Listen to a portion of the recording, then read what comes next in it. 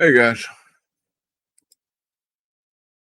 I don't have any guest panelists today, so it'll just be open panel, open discussion. Anything y'all want to speak about? I have pinned the link up at the top.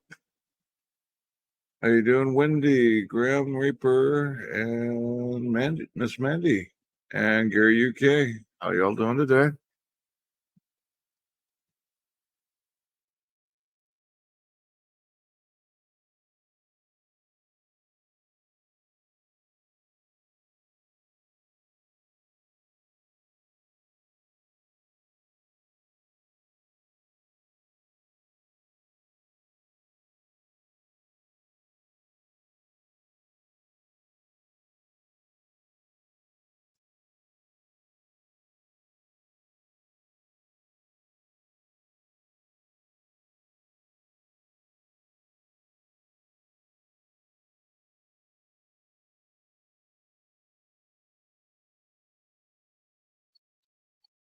Giving a few minutes to see how many folks show up.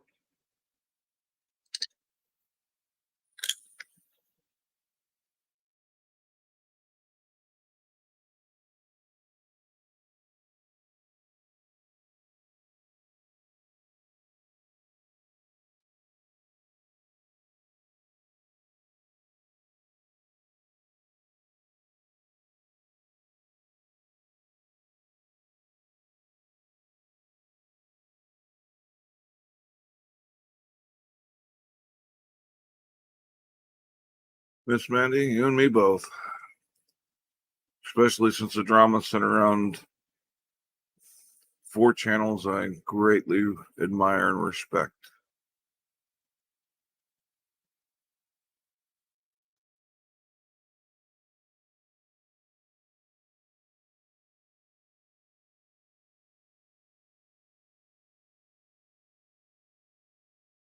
I agree wholeheartedly, Miss Mandy.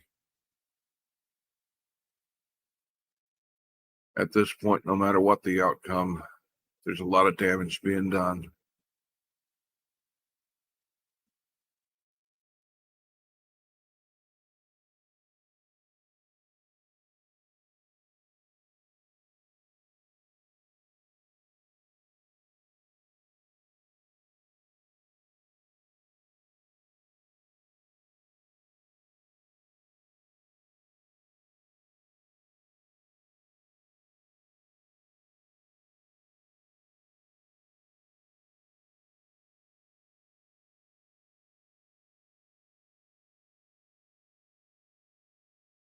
I've got the feeling that somebody's pulled the pin in the grenade and let the spoon fly. Now all we can do is wait for it to go boom.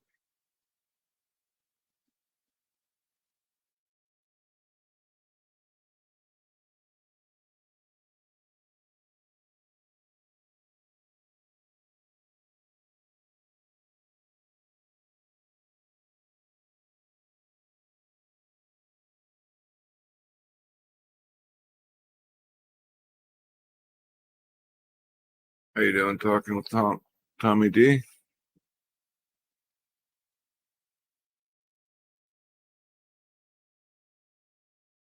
But anybody that wants to come up and join the discussion on the panel, the link's pinned at the top. Everybody's welcome.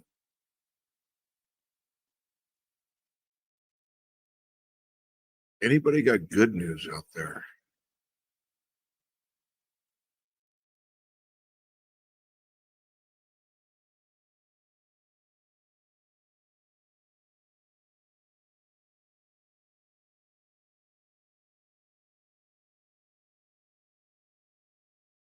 Good news is in real short supply these days.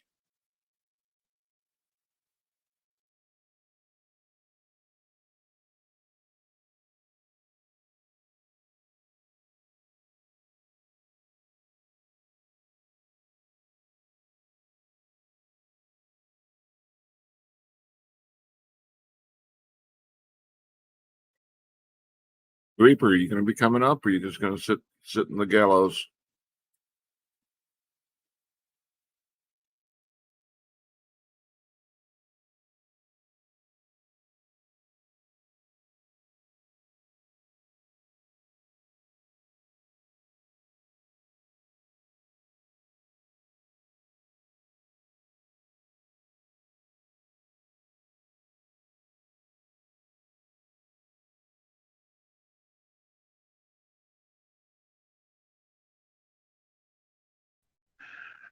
Hey, Reaper. Hello. Trying to get the phone to work before you asked, but it wasn't one.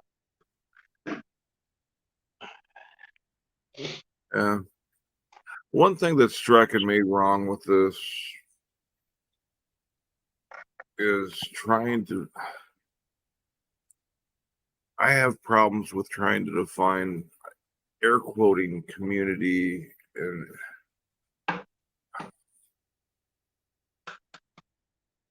because there's a lot of different folks that intertwine in this particular cluster of individuals who gather on YouTube. And there's a huge difference in what types of content they put out and whatnot.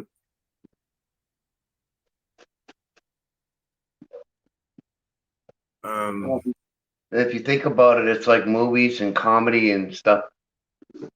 Honestly, you got a Yeah, diverse, you got a huge diverse background when it comes down to persons. Everything from people that watch to ones that put out channel content to people that are paying attention to it, and when it comes to the laws and stuff, to comedy routines about certain individuals, to the ones that confront, you know.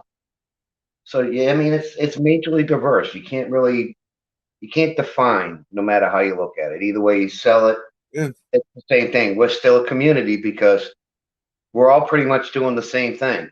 We just do it in different ways. If people choose to bring light to the subject by making point and laugh videos, that's fine. If people want to do more deep dives and go into the legal aspects, and that's fine too. It's all part of the information game. Yeah. And there are some that just turn around and go straight forward into it, turn around and actually confront the person and show them what they're doing. Yeah. A lot of people would call it a drama channel. I call it, basically putting it to light, you know. Yeah, clean hands. Hey, Lady Dragon Blood. Christopher O'Connor. Let's see if I've missed anybody. Oh, Taze is here. And Carla Marie's here. Don't have any guests laid on for today. Don't have any videos to pull up. Unless y'all have some videos you want to share. The events that have been unfolding over the last several days are just kick me in the nuts. So I'm just didn't do that much for preparing.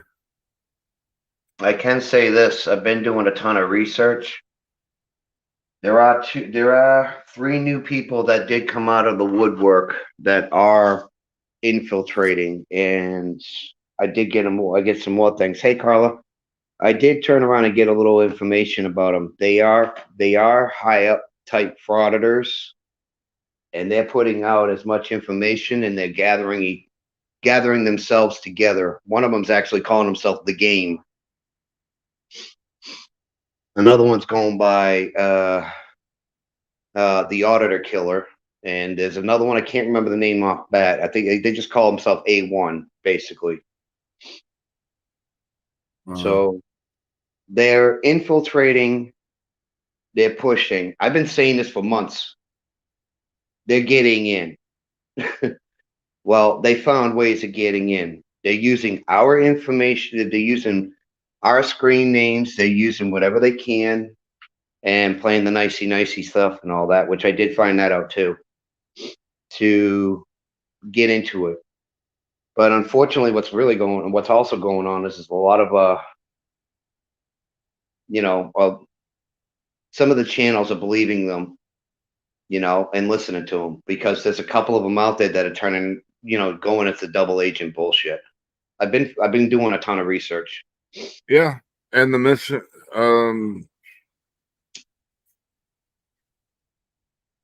misinformation is making it to the wrong ears that are believing it, and then reinforcing the misinformation to where it seems true. Yep, they're using us against us, Mhm. literally. They're playing both sides of the fence and turning us against our own selves. This is ridiculous, to be honest. It's beyond Again, ridiculous. again, they're doing what they did 4 years ago, guys. They're doing it again. We let our guard down and tried to trust some of these people, and because they turned around and said, "No, we don't do that no more," but we did it again. we Yeah. we had pretty Well, much dividing ourselves. Yeah, Gary. We had to, but we turned around and trying to conquer to turn around and just get it straightened out. But they have found ways again, pretty much the same, some of the same old tactics actually, to do it and again. part of the collateral damage on this is going to be former auditors that have proven themselves to be people you can trust and support that are going. They still believe in the auditing movement, but they don't believe in the way it's evolved. There are a few. There are a few, very slim few. That is true. There are a very slim few that did do the auditing. You're right about that. But realize that what's going on is not right.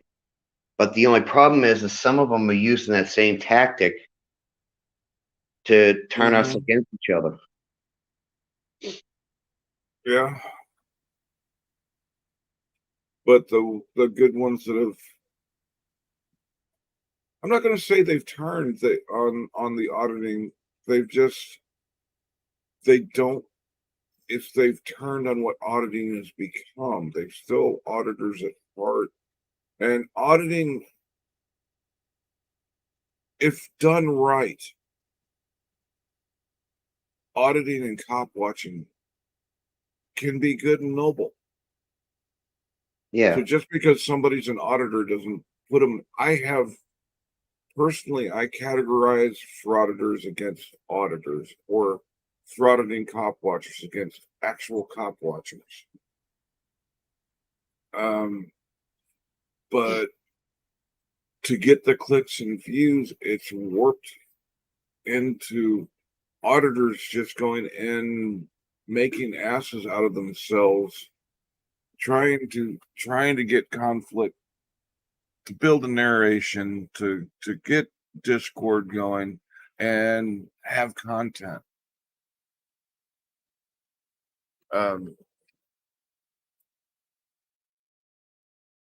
Like these guys with they have the loud shutter noise going off constantly to draw attention to the fact that they're filming. So just in case they didn't notice the goofy asshole with a big camera rig, now they got sound to go along with it to get their attention.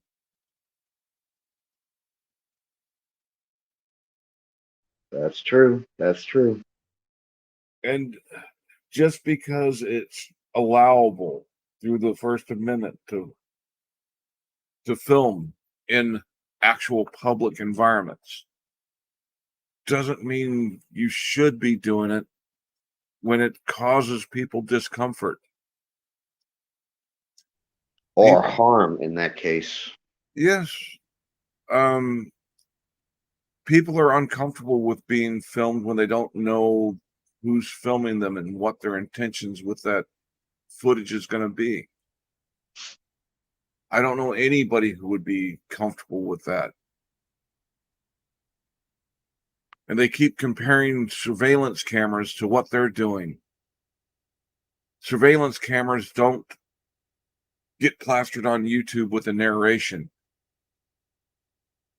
The only time you see surveillance film making it onto YouTube or anything is when something's happened that they're catching. You'll see paranormal channels getting some content from closed circuit TVs. You'll see the world's dumbest criminals on there.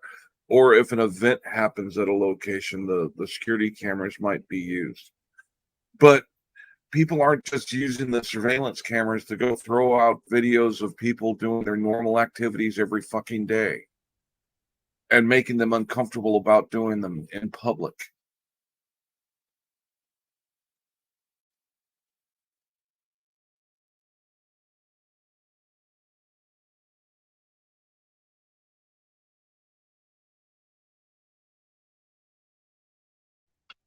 They just don't And see this the differences and between and this uh, and this and this pink.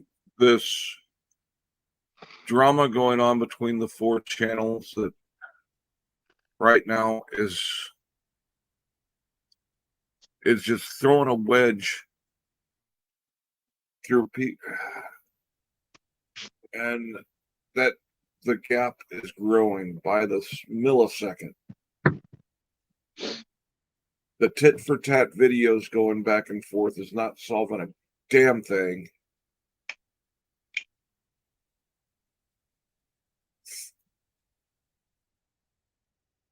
No, that's just The fact my wholehearted wish is that the 4 channels involved will sit down with a moderator in a private environment, work out what their problems are with each other. If they're still going to go their separate ways, fine and dandy. I don't give a damn if they want to interact after it's over. But figure out what their problems are, address them, and then go public with a unified to fill in on the detail. There's details we now need to know that we shouldn't need to know.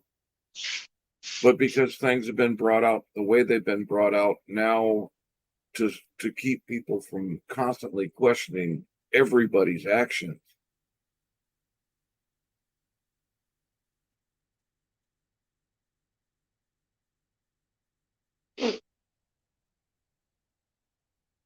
yeah, it's just gotten out of hand, severely out of hand. And the collateral damage this is causing is outrageous. I can safely say that barely hear from hardly any channels now. It's hardly anything going on. You know,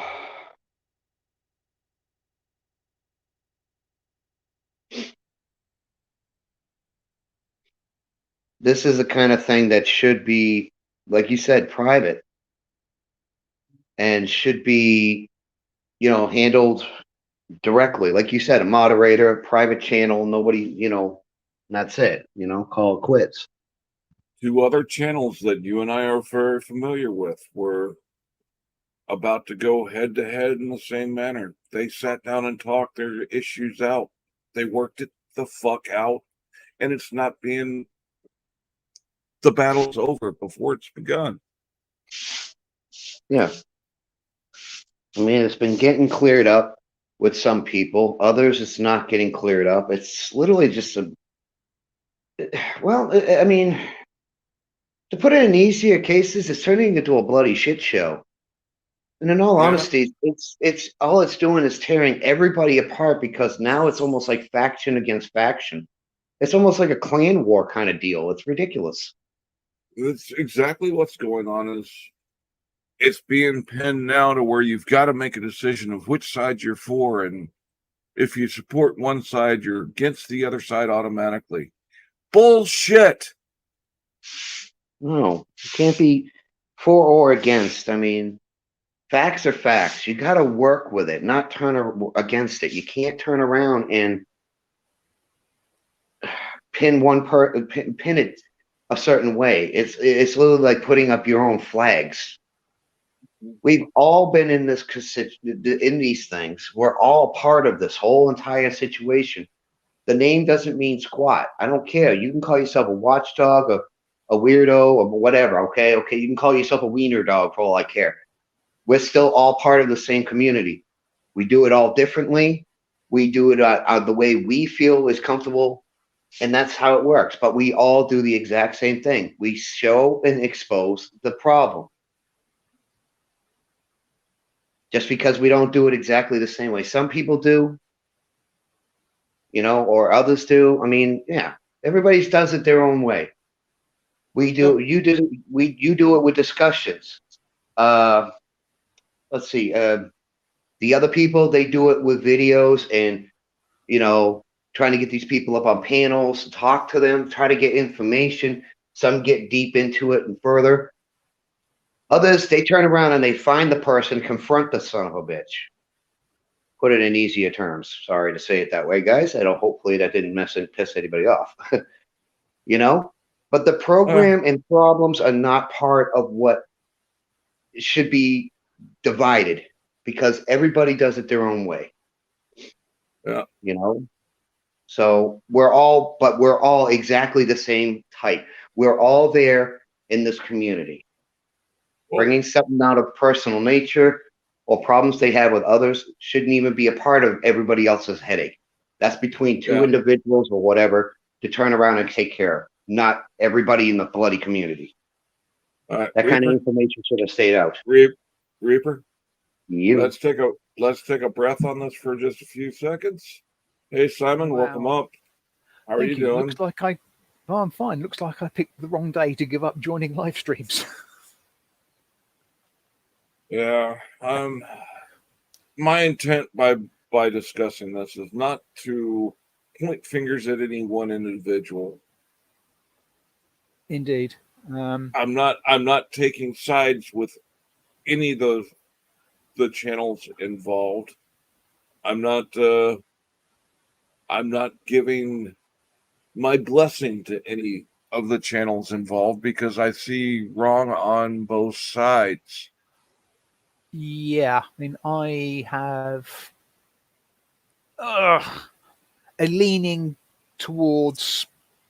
I don't want to say there are sides. I really don't. I mean, if there are sides, there's the side of misinformation and miscommunication against correct information and correct communication. And I think there's been an awful lot of miscommunication and misinformation. And a lot of, X said that Y said that something. And it's Chinese whispers. At least I hope that's what it is. I hope that there isn't a deliberate attempt to cause a divide. I really hope and pray there's not a deliberate act by any of the people involved, but I can see deliberate acts of those on the peripherals. Yes, I mean, that are using the wedge that's put in there to cause a huge rift. Yeah, I mean, the timing has been execrable as regards various situations of the people involved. Yeah. Hey, Doofy. Hey, Hezekiah. You couldn't have picked a better time. Anybody else that's joined in that I haven't said hi to? Howdy. Welcome. This is an open panel, open discussion. If you want to jump up and throw your 2 cents in, you're more than welcome. Yeah. But if you're going to bring accusations out, bring fact along with it. That's our community base anyways. If you have information and you have facts, please show proof. We say this to the frauditors all the time. This is something that should be an automatic in our own minds because we ask them. Well, we're going to ask each other too in some cases. I mean, because honestly, it makes sense.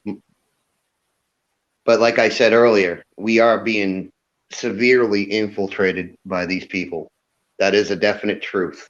And there are 3 of them out there that are literally turning on in recruiting their fraud friends in. I will have to admit that I don't recognize a lot of what is being said about, let's just use the term that people are using, the community. I suppose. I don't want to say the watchdog community because I don't think it is necessarily a watchdog community. There's too many people with too many different opinions and the way they do things for it to be a watchdog community. Yeah, take me for an example. I'm not a watchdog. But you're part of the community. Yes, I'm a gamer. Yeah. I'm a vet. I do enjoy the watchdog. Hell, I enjoy going to a drama channel and watching the shit show. Until it gets to a certain, when it gets to. I don't. Yeah, well, to each their own. Well, having said that, I suppose it depends on the nature of the drama, but generally speaking, I like pointing and laughing at stupid. Yeah, but I'm talking. I look at the shit shows like a Jerry Springer episode. No, that sort of thing just leaves me absolutely cold. Yeah, that's. But, everybody's got their, that just goes into. We're all different within this intertwined people of who gather and interact through this marvelous thing called YouTube, or the damnation of what's called YouTube, whichever way you want to look at it. Oh God, yes. And there are so many sort of Venn diagrams of our likes and interests, and somewhere there's a little intersection point of all these different things, and it happens to be this fairly wide community. Yes. I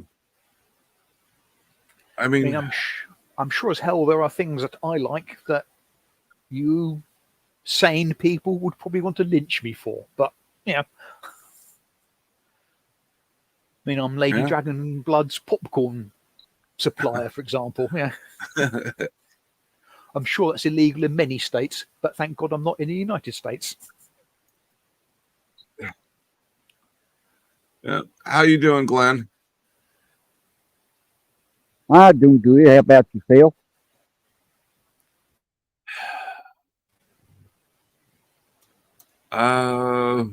Emotionally drained between what's going on YouTube and what's going on in real life. I'm spent.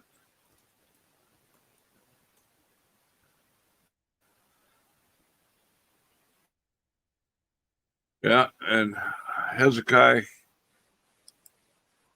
I cannot agree more with you. Yeah, the differences that we have, the way, the difference we have, we intertwine our ideas, and it brings things out in lights that I never would have imagined without some of the interactions I have with people with completely different sets of views. Yeah, I mean, I like information that I already affirms what I know, my interests, etc. But if I didn't meet and talk and discuss and listen to people who had different opinions, different views, life would be so bloody boring. Yeah, and in some cases, these point and laugh videos, like take the soft sits. A huge number of people love to watch the videos where the soft sits do their BS, and when they're pulled over by the police and get their windows smashed and the tasings occur, and then they think all the soft sits are these simple, harmless individuals that just like to do stupid things and tie up the court systems, which hides the fact that the soft sits are a very dangerous community. The soft sits that get up to extreme points, you have individuals like Timothy McVeigh, the Oklahoma City bomber, was a sovereign citizen. You have the soft sits that gunned down the police officers. You have the soft sits that were just arrested up in Massachusetts right before the 4th of July. You got to think about that one, what happened in Texas, too. Yeah. There's examples. Yeah. Yeah. And the sad thing is, you've got politicians that are, if not sympathetic to the Sovset views, there are actual sovereign citizens that have made it into political offices, and they're making it higher and higher.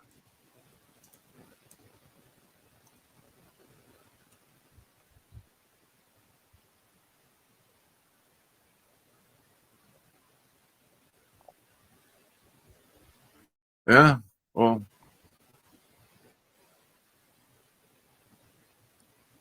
yeah. The more, if you're referring to the Massachusetts incident, that was 7/3, but point taken. If it's something different,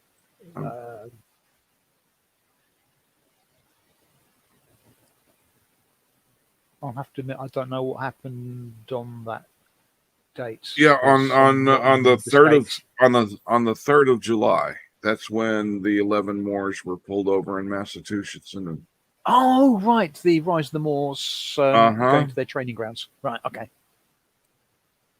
thank God that didn't end in gunfire. It could have. Yeah, that was A simple mistake on either side in that incident, and it would have been a whole different outcome. yeah. Situation wasn't a hair trigger, but I suddenly thought, hang on, that's possibly too inappropriate in a statement. But yeah, that could have been really Yeah. bad.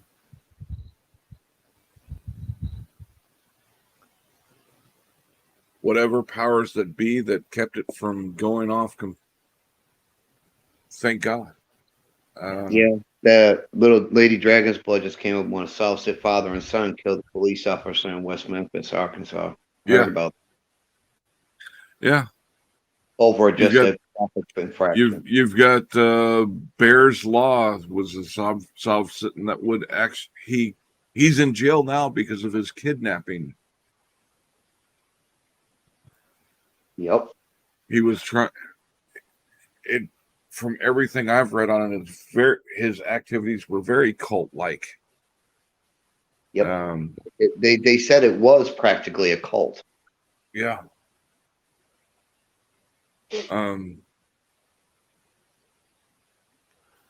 But my point being that these videos that we all love, and I'm included, love to watch the videos where they try their annex and when they're pulled over by the police. That's the relatively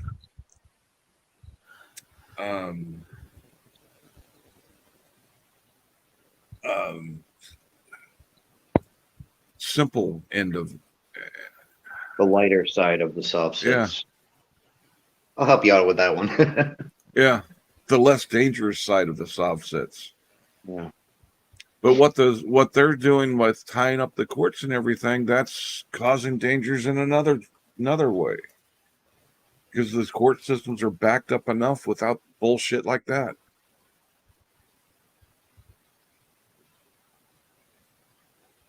You know, you think about that too, as well, Hank.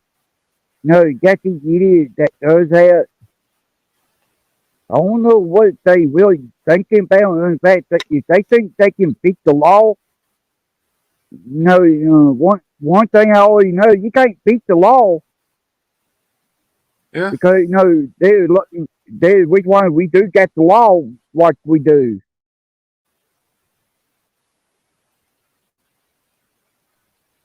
The sad thing about it is they're not just trying to beat the laws, but they're increasing the laws. If you notice, they're getting more and more pronounced Well, in most cases. I mean, when you got a problem with what the police are doing with you on a traffic stop, if you cannot resolve it with a civil questions to not going through a I'm traveling type argument, but actually making civil questions. Hey, Lav. But if you can't, Hello, Lav. if it's still unjust to you, the time to argue that is not on the roadside. It's not during the interaction you're having with the police time to go into legal discussions. It's not the court. The place to argument is the actual court. I mean, yes, I mean, okay, it's a drag to have to go to court to explain your position and not get it cleared up at the roadside. But at least at the roadside, if you go, okay, you stopped me, you think you've got a valid reason, I don't. Here's the information you need. Thank you for the citation. See you in court. Uh-huh. And Yeah. 5 minutes later, you're on your way. I received a ticket for no seatbelt while I was in a Walmart parking lot. Oh, No, I, hang on. I would be really tempted to say that's private property and you don't need to be. Yeah. Where does it go? It's private property, and the police had no jurisdiction on there to do traffic citations. Yes. Well, speaking from the English law, I think that would be the case.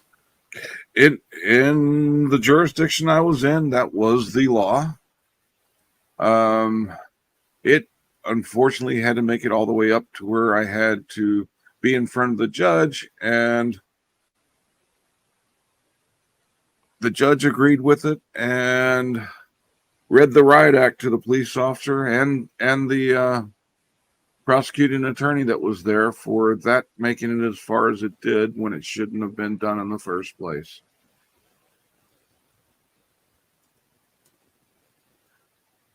I mean, I got a But a few years if ago, I would got a have, parking- yeah, I got a parking ticket, and it was bogus because in this country, pedestrian crossings, some of them have got zigzag white lines on Yeah. the roadside, and you're I'm not allowed familiar. to stop, park within that zigzag white line.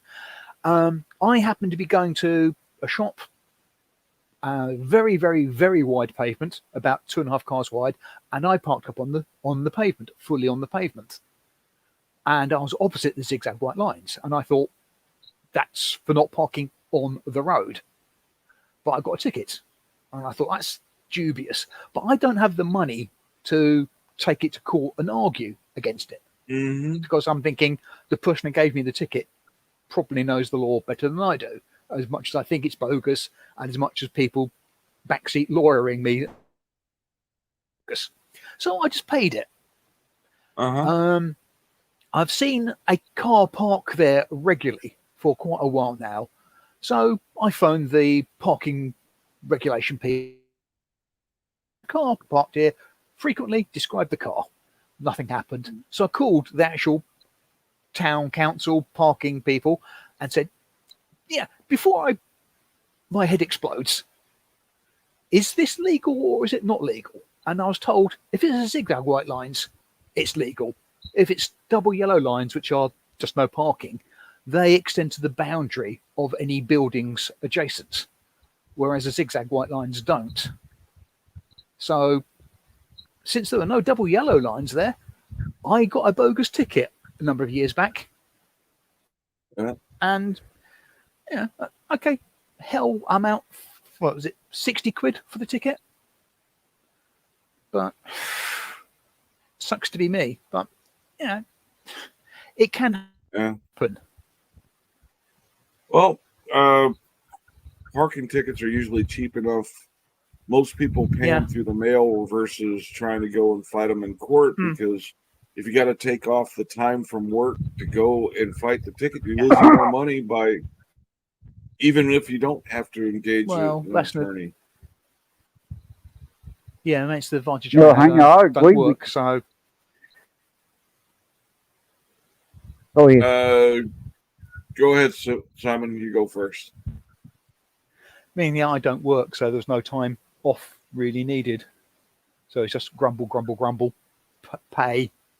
I think over the phone, and by credit card or what have you, and job's done. So I just know if I get done for it again, I can actually say, actually, no, according to your own people, this is not illegal. Yeah, I don't know what steps you can take to go and what it takes to go through the courts in UK versus here in the States. It depends. I mean, I also got a parking notice of failure to pay a fine a while back. And I was thinking, what? Hang on a minute. I've not actually been to this town for ages. Damn it. Yeah. And this is, I can bloody prove it. I was working and looked at my annual leave slip and thought, oh crap, I've taken the half day off that day. I can't prove I wasn't there because I could have been. But on the back of it, it's got, if you want to claim this is wrongful, please tick the box against the reason that you're claiming against. And I went down through them all and thought, oh, where's the box that says it wasn't me, I wasn't there? There wasn't one. So I phoned them up and said, it wasn't me, I wasn't there. And thank God they take pictures as well as fill in the details, because the guy who gave the ticket wrote the number of the car down wrong. He transposed a 9 into a 6, or a 6 into a 9 rather. So it was my car, not the right car. So, and they said, oh yeah, okay, fair enough. We can see it's definitely not you. We won't pursue this. Yeah. And sometimes that they're making little mistakes like that works out, and the people that should have been paying a ticket lets them get out of it. Yes. I know somebody who got a ticket for doing 40. It was just shy of 50 miles an hour over the speed limit. But when the cop wrote the license plate down, he wrote one of the plate part of the plate number wrong. So it got tossed.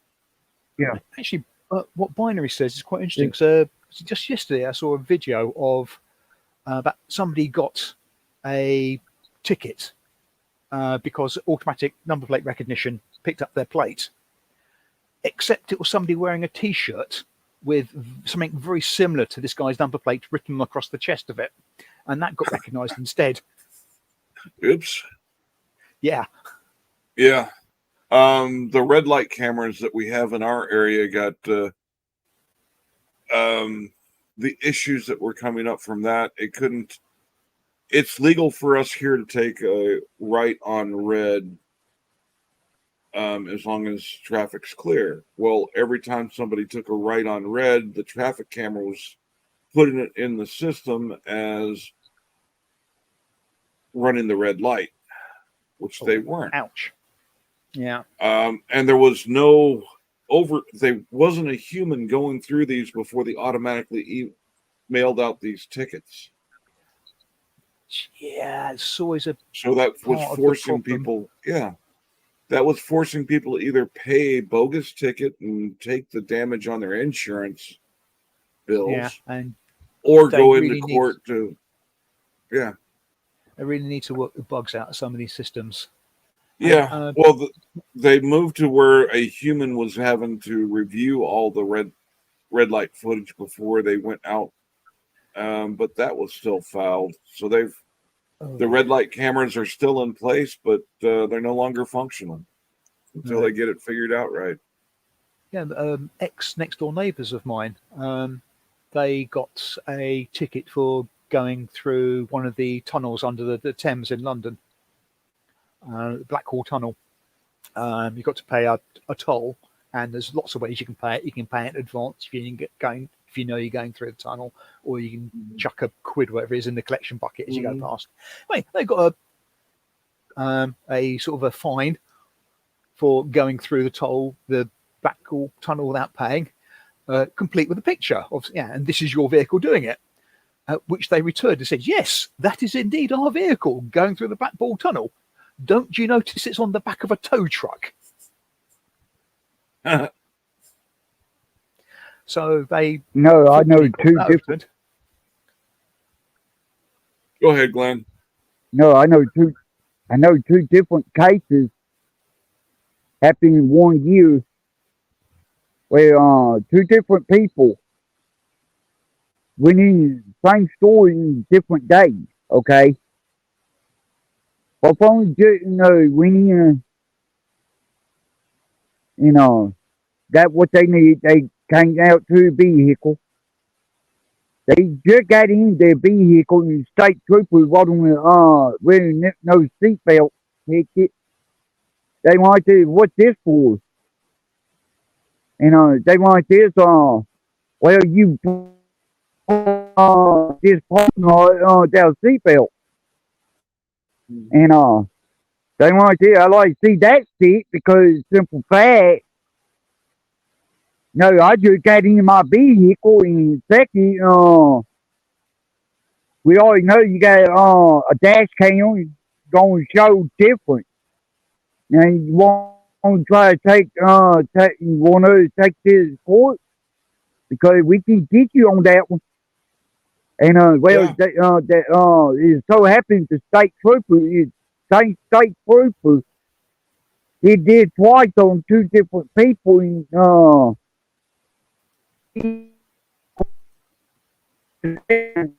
You take roboting, time Glenn. off. If you You didn't, roboting. huh? The Oh. first half of your sentence was roboting. Oh, okay. What about now? You good now? Clear as a bell. Okay. Wait. Anyway, the judge told his state trooper, no, they ain't gonna pay nothing because first of all, I seen what on dash cam, and from with that dash cam, they just set in the vehicle. You want on the ticket, a false ticket, and anytime they come up in court, they gon' you're gonna put him on trial. Yeah. Gave him a fair warning. Uh-huh. And I don't know, he kept doing it, but after that jury ordered him stop doing that because because false claim that he claimed what they do. And this is one thing I like about the dash cam, what they doing now, because a lot of times it does prove and disprove what been going on.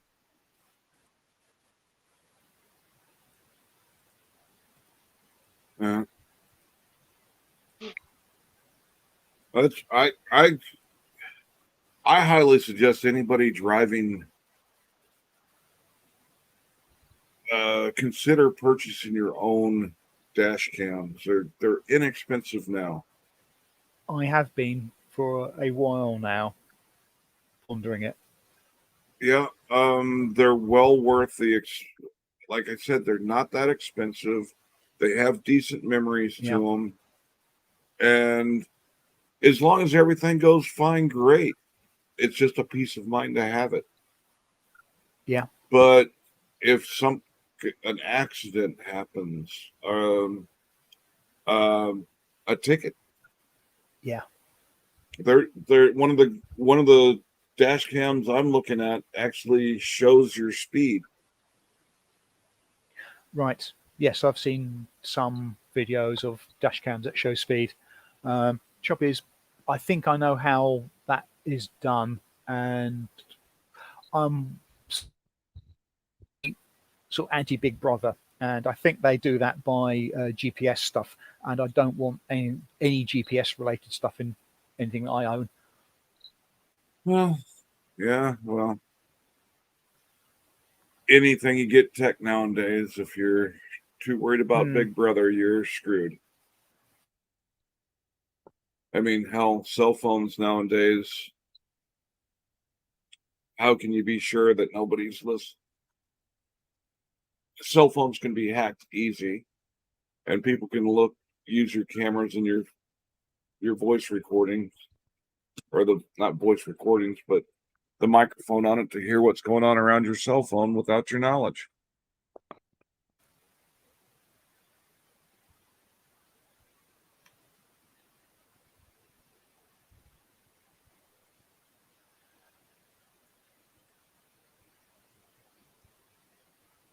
I didn't think that was true. I was questioning an acquaintance of mine that insisted it was not that hard to do. And he said, wait a minute, I'll prove it. And he went silent on the chat we're having on the computer. And a few minutes later, I hear his voice, but it's not coming from my computer speakers.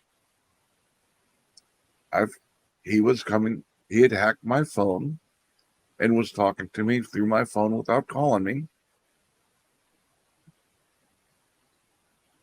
Well, it There's can a be lot of- done. It's scary. There's a lot of proof out there on that, considering there's actually been people on YouTube and a couple of other channels that turned around and showed that they were hacking computers, cell phones, and some other equipment in homes, depending on what they are, including your Series and all that, you know. That has been proven. That's definitely not bullshit. That's actual truth. Yeah. That's not even no way to lies.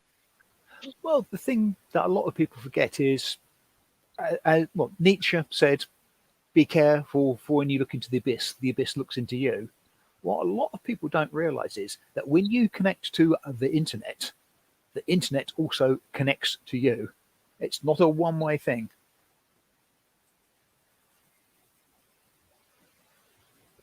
Yeah. So if you've got any device, and oh God help me, do I hate the Internet of Things. If you've got a device which is smart, regardless of anything else, there is a potential that it can be hacked in some way, shape, or form. Mm-hmm. And it could be simple as, smart fridge. And if you're happy for you to scan your milk as you take it out and have your fridge go, oh, you need more milk. Okay, fine, more power to you. However, that is also going to be potentially on your internal network.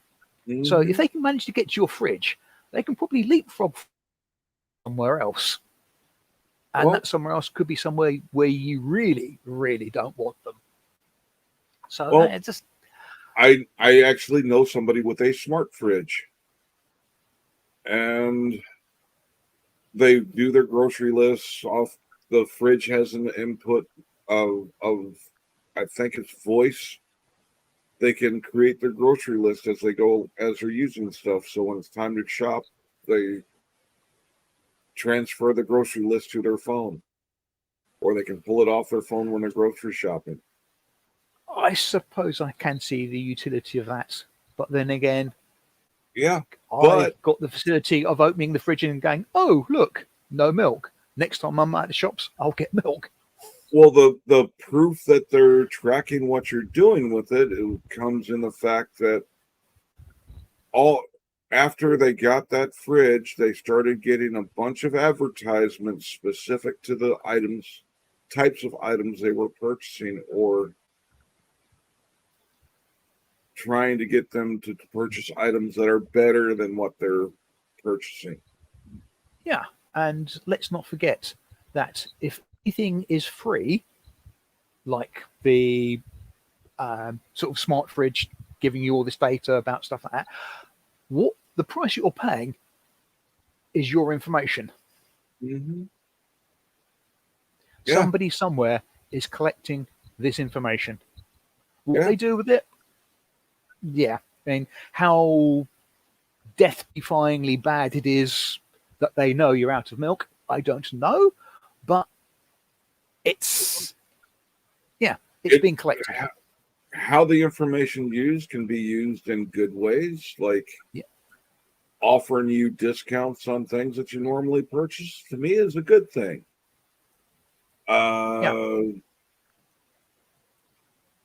But they can use that information for nefarious reasons too, I guess. I'm sure they probably could. I mean, I suspect if you wanted to really ramp up the paranoia to 11, you could collect the data, parse it to find who's not buying anything that's got sort of gluten or what have you in it, decide that they're a celiac or what have you, and then arrange for delivery of stuff that can do them harm. Yeah. Well, my big point with a lot of this, or problem with a lot of this technology, and binaries, the binaries about the security of those devices, you cannot put. I don't know of any way to put any form of antiviral programs or things to keep on your Alexa, on your smart fridges. Here's them yours by Jason Mraz. Alexa, on stop. Amazon.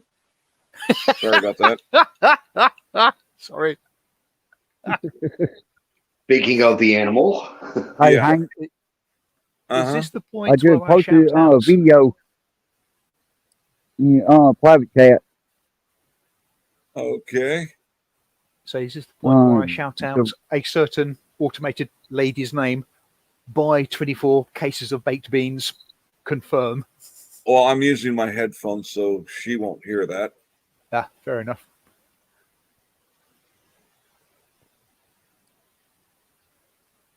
I finally got that recording. That one firefighter. Got me a little Uh-huh. decoy on fire truck. I've got it pulled up, and I'm getting set up to. When we get to a break point, we'll watch that video. Okay.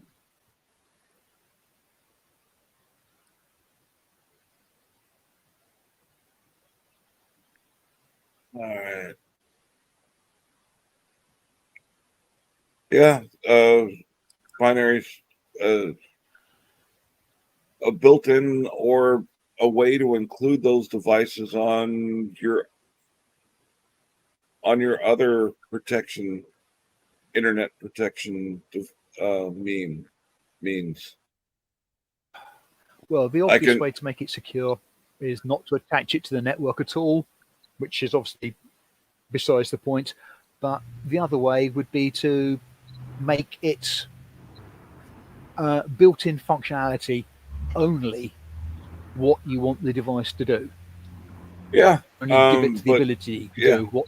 But then again, you've got to have everything customized for every single individual device, and you've also got to make it so they can't be upgraded. Because if you can upgrade the firmware, upgrade the software, that's a security hole as well. Yep. And if you don't connect it to the network, it's pretty much useless. Yep. If I want to hear a certain song, I just have to say her name and ask for that song, and poof, it's there.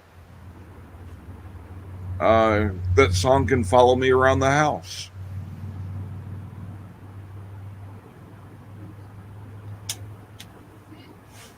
But I suppose depending on the song, that could be creepy. But yeah, well, if I start listening to it in my living room and I move to my office, I don't have to tell the device in my office to continue the song. It just follows me.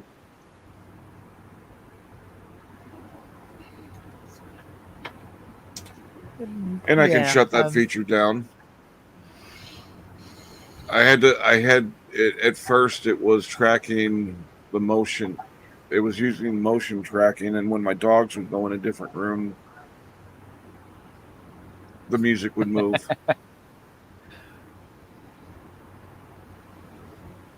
yes, I could see how that might be annoying. That's a very. How does it know you're there? And Hank just said sort of motion detection of some description. I'm assuming it was motion because my dogs don't make much in the way of noise when they go into another room. Yeah. Wasn't there that thing about 2 years ago where one of the I don't know which particular flavor of device it was. I've got a feeling it was let's just say Google, and it might not be one of their smart speakers things. Somebody sort of phoned them up and said, "Excuse me, I bought this smart speaker," and it's yes, sir. Why does it have a video camera in it? when that's not actually advertised as part of the device? And there wasn't really an answer apart from, oh yeah, well, yeah, we're maybe thinking about doing something with video cameras later. Well, you've got one of the Listen to conversations. the device I will not name because I don't want her to talk at me right now. But there's a device with camera that will follow you around as you're having a conversation on camera, which is, excuse me, is a great thing if you're using it for talking with friends, having video chats with friends and whatnot. But it's kind of scary too.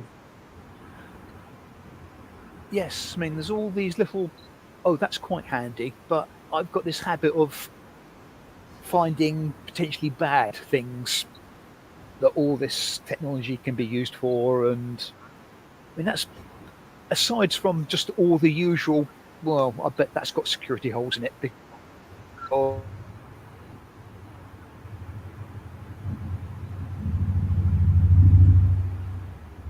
Yeah.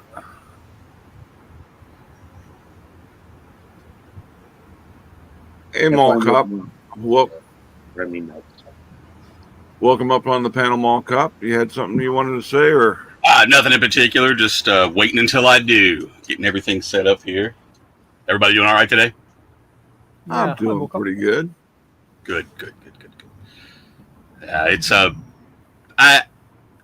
whole smart device tracking thing. I don't know. It's just the whole concept of personal property is just, I think, getting personal privacy is getting lost to just generations at a time here. Well, is I mean, it even personal? Is it even personal property? Yeah, well, yeah, maybe that was a Freudian thing. I don't know, but I didn't mean to say privacy.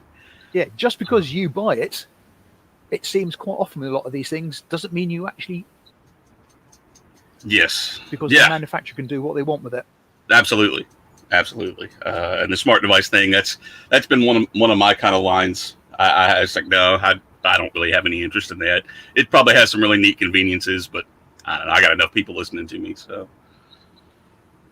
Yeah. I kind of take steps to live a private life, and that's why I expect my privacy, because I work for it. Yeah. But now everybody wants to live their lives completely out in the public eye, and with everybody watching what they do and posting everything they do on 9,000 kinds of social media, and then they wonder why they don't have any privacy in their lives. Yeah. Well, the AI technology that's there that will pick up on certain, just like saying the name of the device activates it to where it's going to play your music or order your lunch or do whatever it's going to do. The scary thought is for the people worried about Big Brother is what happens when they start using keywords you say around those devices to alert authorities because you take something out of context. Oh, absolutely. Like Oh, come on, Hank. Be fair. They have yeah. categorically stated that these devices do not listen to you. Well, then how do they know when to turn on? Oh shucks, you've blown the hole in their arguments. Yeah. Yeah, I know. It's ludicrous. They don't listen to you. Yeah. So how the hell do they know then? And the thing is, we still live in a society where you're not going to have people come and kick down your door because you say the wrong thing. Yet. Simon, Ooh, Simon, you may not to a degree. There have been cases to where people have literally received criminal punishments just for some of the utterances that have come out of their mouths. And the entire world seems to be heading that way, whether we're there yet or not. I know somebody who missed their flight because they were talking about the two people going on the flight, going towards their gate, were having a conversation about a movie. somebody heard the wrong portion of the conversation and reported it, and they got the TSA agent or whoever the security was inside the secured area of the terminal pulled them both to the side and interrogated them over what their discussion was, and they ended up missing their flight, had to take a later flight. Yeah, And that's human hearing the wrong portion of a conversation. right. Just think if you have devices doing AI to hear key words and phrases to trigger it off, like the word bomb. I was just thinking that. I mean, Just what because happened you if- utter the word bomb does not mean you're Yeah. talking about an explosive device. and it's not particularly in my yeah. vocabulary, but calling somebody the bomb Yeah, is colloquial expressions for yeah. they're good. And so Um, yeah, it's Or I'm afraid the stream might bomb. Yeah. Doesn't mean it's going to explode and cause damage. is that booted feet I can hear running up to your door, Hank? Yeah. But let's go ahead and watch this video of Glenn's. You want to tell us what it's about before it gets started? Yeah. Yeah, about showing like something on the truck, like what control what, and you pretty much get the view of A guided tour of the uh, fire truck, right? on what. A guided tour of the Yes, fire sir. truck, right? All right. Let's give her a Yes, look. sir. Yeah, I've been fascinated with fire trucks, doing stuff like this. Yeah, you can climb up here. I'll show you how that Okay. works. All right, Ed, you got that in gear out there. Yeah. Then you got to turn your tank to pump on here. That lets your water come out of your tank into your pump. Yeah. And then whatever line you got there, so you got it marked right here. Got cross lays 1 and 2. Well, whatever one you want to pull that.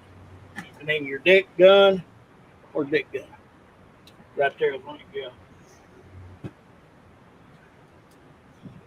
Yeah. Now your deck gun goes to this here, so you can squirt a lot of water with that there. That's all you do. Oh, okay. And this here's all you gave you here, show what water pressure you got. Oh, D here, tell you what. Yeah, you don't want to get up about 100 pounds, but you get more than that, it's too hard to hold. Oh, okay. What is D for? That's all you vacuum and stuff like that there. If you got sucked water out of a pond or something like that, it shows you how much vacuum you got. Oh, okay. So Those over there, the same thing? same thing. Yeah.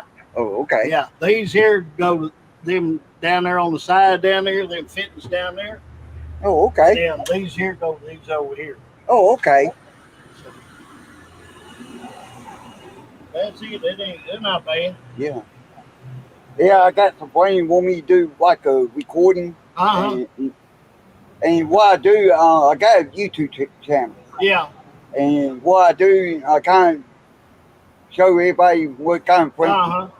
neighborhood that we got, how friendly we are, and, Right. and different things. Yeah. And, Yeah. and so far, I got several people that like the video that I do. Uh-huh. And, Well, that's good. and they have passed firefighters and Yeah. sheriff department. Yeah, You all ain't get Mike in there yet, eh? huh? You ain't get Mike in there, eh? Nah, I don't think he would like that. They break the camera up. Yeah, yeah, Well, yeah, it ain't much to it, though. Yeah. But yeah, all them over go to that side. yeah. What amazed me about you can actually see all the way back there. Yeah. Yeah. And see this here? That's that hose line. That's your hose reel right there.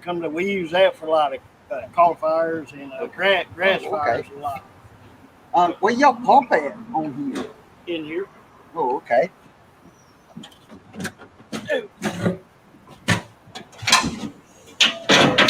See down there, that's Oh, all. yeah. That's all you pump right there. Yeah. Oh, okay. Yeah.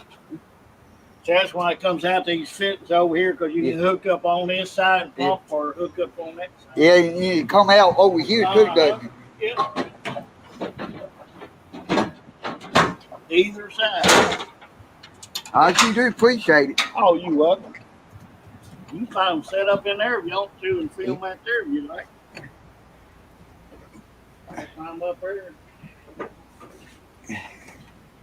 Where y'all want at? Down here on the floor. That way you can hang on to the steering Yeah. wheel. Oh, okay. Your foot, cause it's automatic there, so you just use your foot down there. All right. A good little tour, Glenn.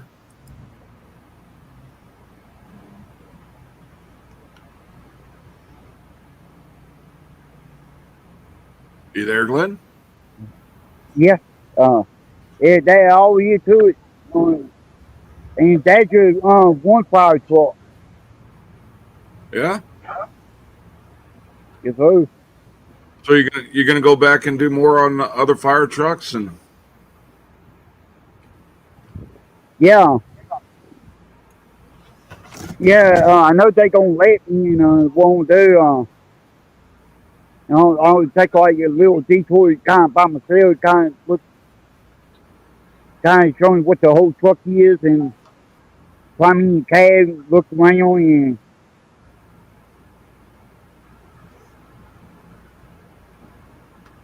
kind of show, what, mm-hmm. and see where I can go from there.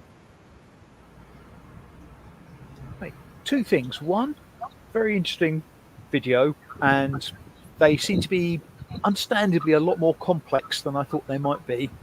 And two, isn't that a delightful example of what you can do when you ask somebody in a position of authority nicely? Oh yeah. Yeah, I agree with you, see, that's why I got a lot of respect for them, because, a lot of times they willing, to help you out, give you a little detour and, kind of walk through, what on, everything on the fire truck,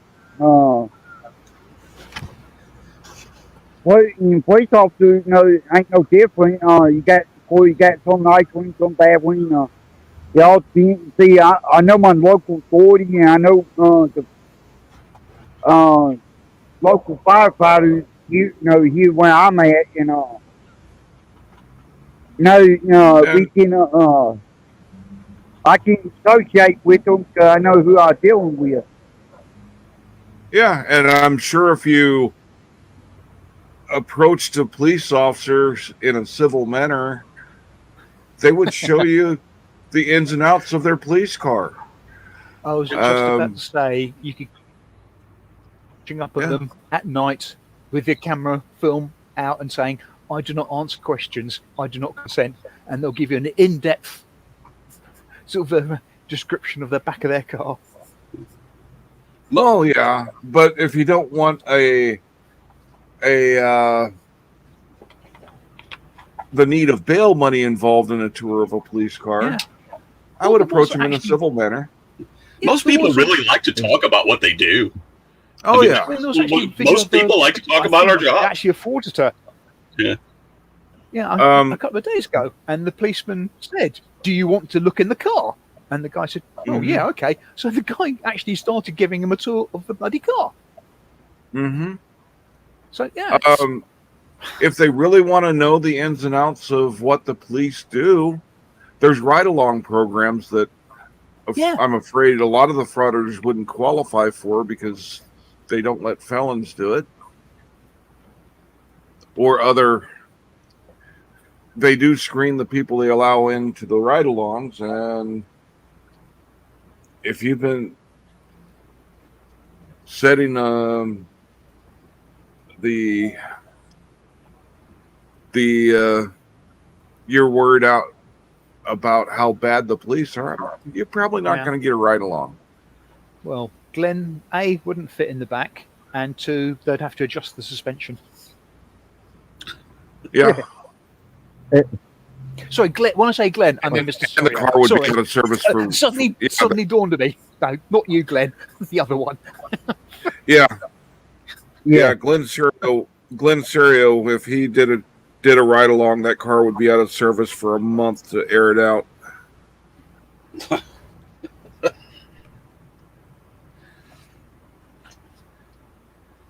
Yeah, they'd have to get him in one of those newer ones. The newer patrol cars now, they've replaced a lot of the back seats with all just like Fisher Price grade plastic stuff, so they can just hose them. Wipe down. Yeah, there's no cloth, there's no anything that soaks anything up back there. They just hose them out. Yeah. No. Unfortunately, long enough to think of that. you would have to turn around and be put in a paddy wagon.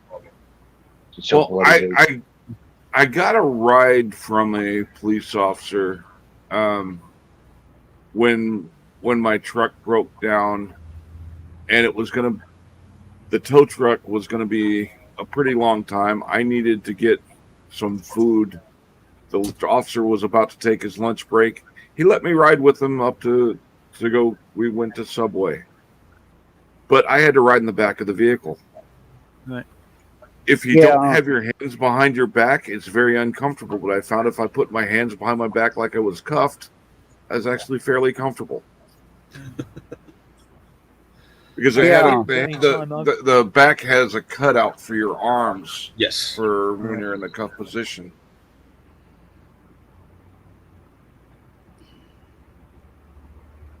Got some strange looks when we pulled up to the Subway and the officer lets me out of the back of the vehicle, but oh well. Oddly enough, you know what, Hank? You're not the only one. I had that happen for me too. Police officer helped me out, turning around when I ended up busting my ankle. Turned around and gave me a ride because I didn't have a ride home, and it was literally a 10-mile ride. Yeah, I mean, police will do a lot of good things for you, depending on how you approach them. Yeah, I mean, I And think they the can only do time some really bad things for you, depending on how you approach them. the only time I've been in a police car is was given a lift round the immediate local vicinity of where they appeared at after a friend and I got attacked by a group of pissed idiots who sort of chased us, and they sort of just took us around and said, "Yeah, can you see them anywhere?" And sadly, we couldn't. Yeah. You see, you take a lot of these water to like Green Studio, PayPal Patty, Omaha Cop Block. If they knew how far respect, right respect gets them, they wouldn't be getting these situations like they do. Yeah, well, if you go into a situation with a set frame of mind on what the facts are and with an agenda, you can turn anybody you can paint anybody in a different light or push them to a different light by your actions. Yes. I mean, And if I you're- don't know Yeah, that's anybody who's true. going to be nice and pleasant.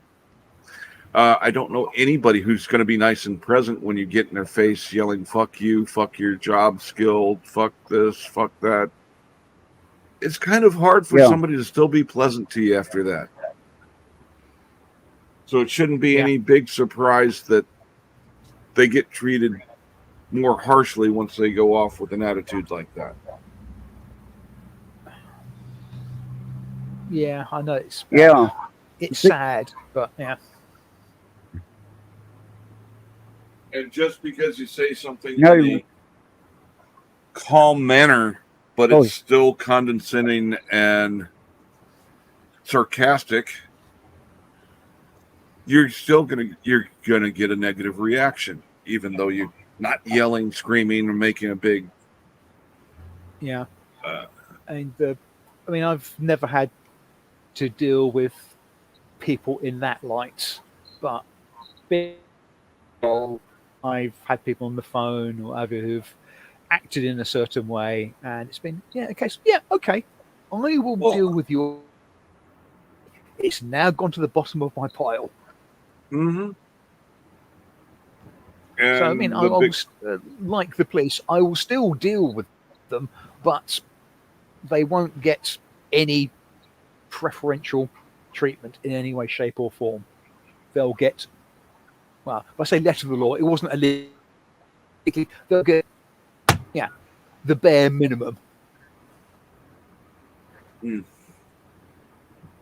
And you would think that people like frauditors that are literally kind of living and doing their thing at the very edge and the very skirt of legality, they would understand the concept of somebody doing just enough to make sure their job is actually getting done. But they don't seem to. Well, How much do you think they I'm- actually know they're skating on the edge and hope that the other person involved just steps over that edge in a misstep or a badly phrased response, and then they can dump them as much as they want? I suppose. yeah, There's definitely an aspect of it. People are trolling for the mistake.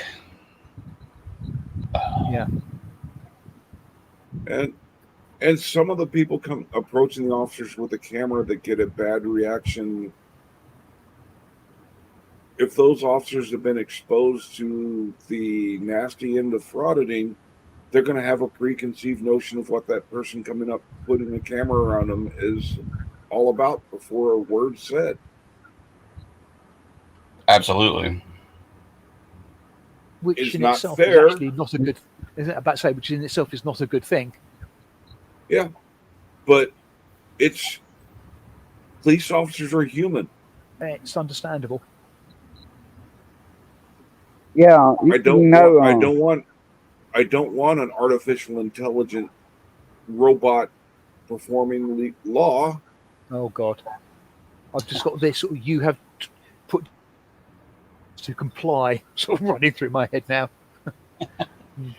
Well, this is interesting. One of the things I teach to my guys is nonviolent crisis intervention, and we talk an awful lot about rational detachment and removing your own emotional self from situations like this. But this is like Zen. This is nirvana. This is a perfection that we're never going to be able to achieve. It's a goal we strive towards.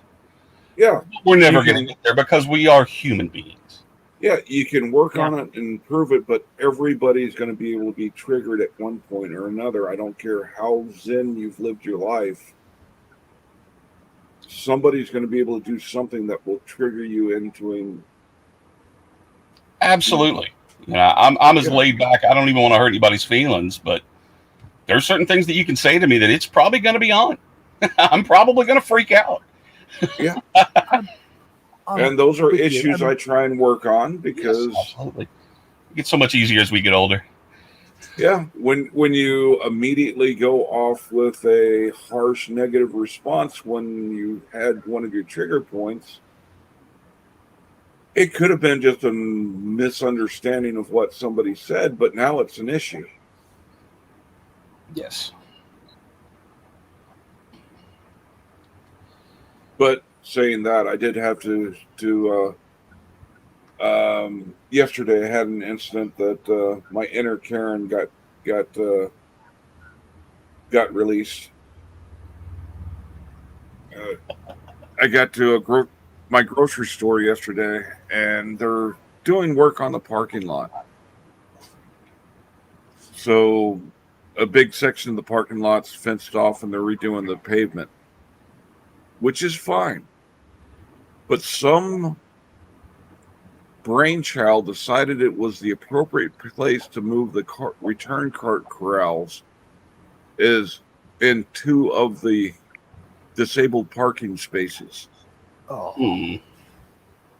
yeah, because who needs those, eh? Jeez. Yeah. I've got mobility issues, but I can walk from further distance in the parking lot. I had to park in the back end of the damn parking lot because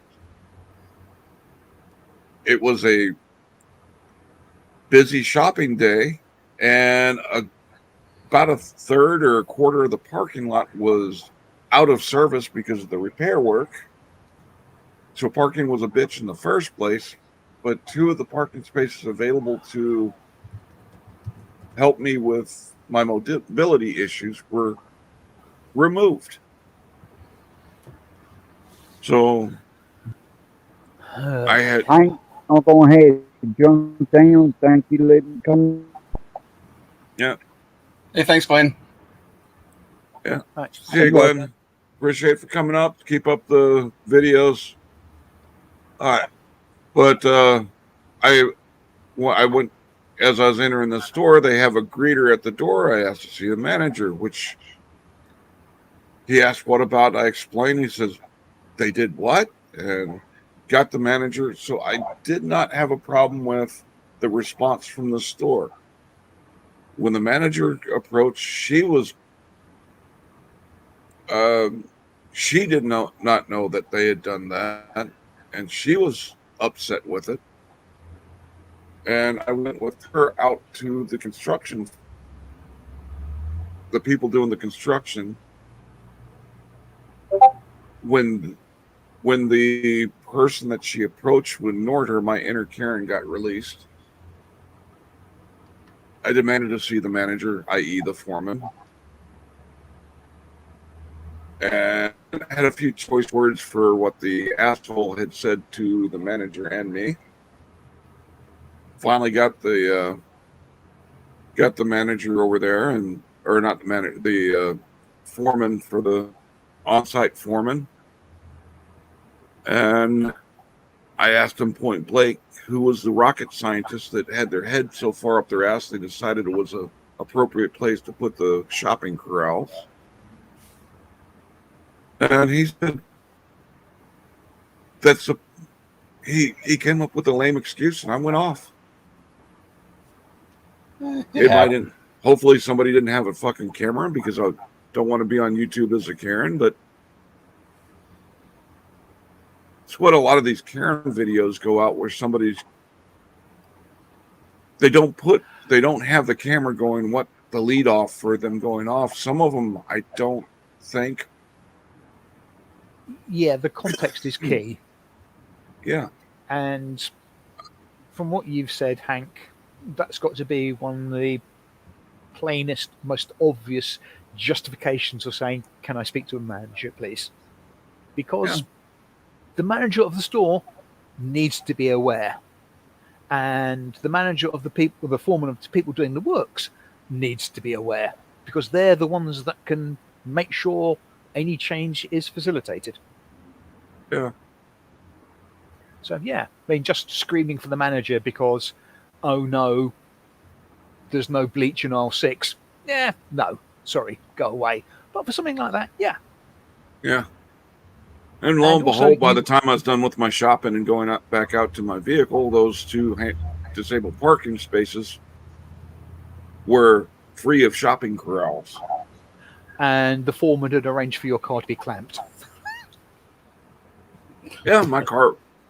Sorry. The place in the parking lot I parked, apparently the space next to mine was one of the first ones come open, because I had a shopping corral next to my car. Right. That wasn't there when I went in. And the property doing the work, I mean, they don't want that. I can only imagine what the non-compliance fine and penalty would be for not having proper disabled parking. It's probably thousands and thousands of dollars. I kind of wondered if anything else, if they could have, the responsible party could have received a ticket for misappropriation of a handicap spot. It's the same Possibly, as to me, it's the same as parking in a handicap spot when you have no. Yeah. Interesting Right to work out who was actually, quotes, at fault, on quotes, on that one. In theory, the manager of the store should be aware of it, but it'd be unfair because they probably have got things to work out inside the store. So Yeah, difficult.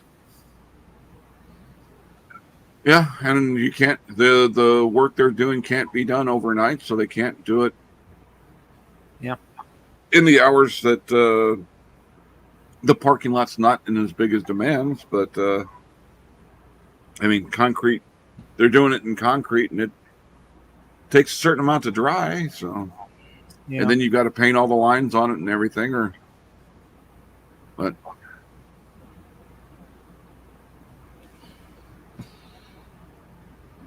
because you were a Karen, they got the problem fixed without anybody getting into trouble. That's the bottom line. yeah, Ooh, yeah. Yeah, I mean, when I say Karen in a good way, Yes. yeah. Yes, yes, I know. There's appropriate times for Karen to be released. yeah, absolutely. Yeah. But The thing is, you asked for a manager. You didn't scream for one. So, Mhm. Karen with a lowercase k, I think, maybe. Yeah. the good Karen, But if Yeah. somebody started filming at the point where I got irate and didn't have the context of everything that led up to that, it wouldn't have looked good for Yeah, me. you'd have looked a complete dick. Yeah. oh yeah, there's a video editing is key. Well, You can make video look a lot different. well, Yeah. unless you're an auditor, people don't normally go around filming people doing things that aren't interesting. They don't Right. start filming until something starts going down. Well, they don't.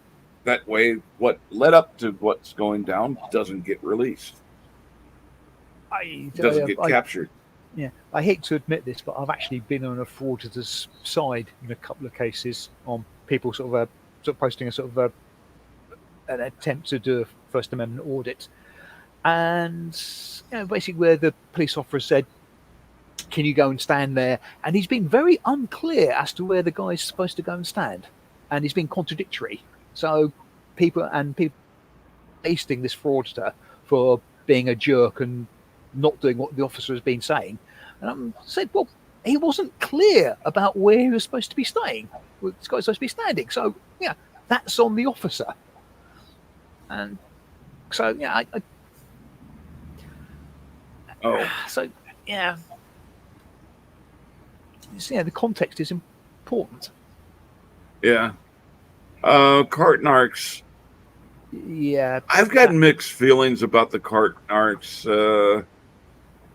I've got no problem with them up to and including the point of, you've left your trolley out in the middle of nowhere. Polite to take it back. That's where it ends. Then they walk away, and all is well with the world.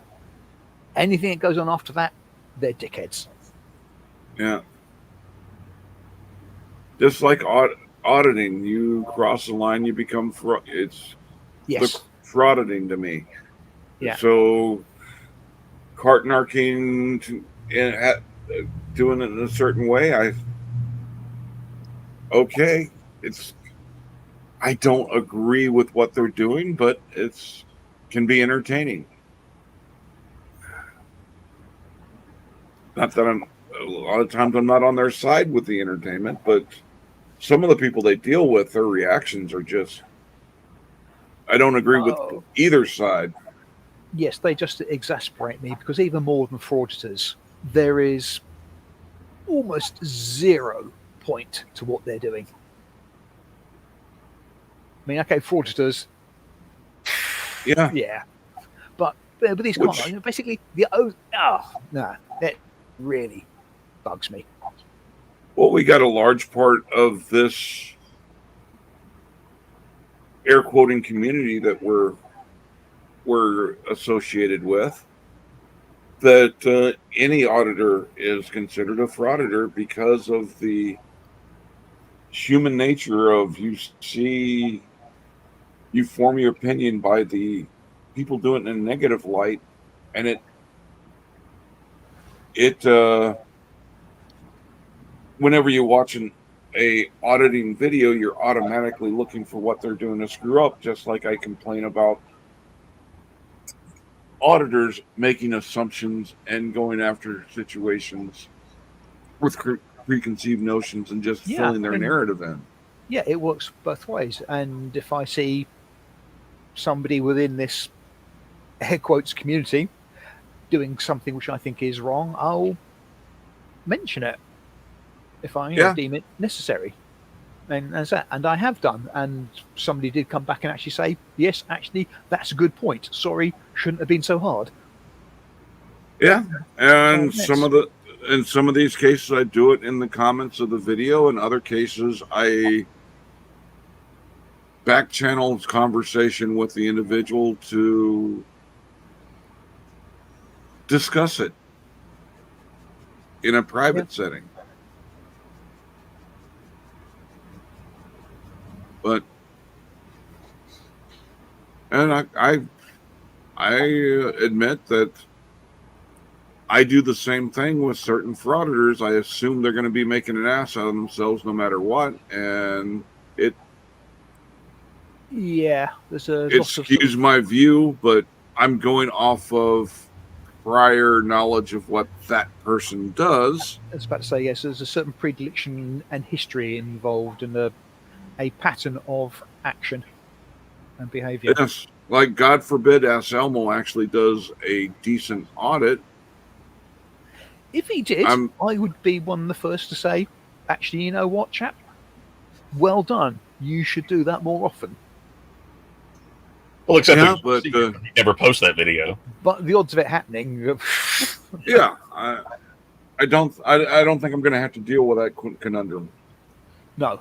If you did happen to do that video would never make YouTube. You know, Yeah. Because his audience would think it was boring. Because it would be Yeah. boring. I was a cop for a while. Watching cops do their job is mostly really, really boring.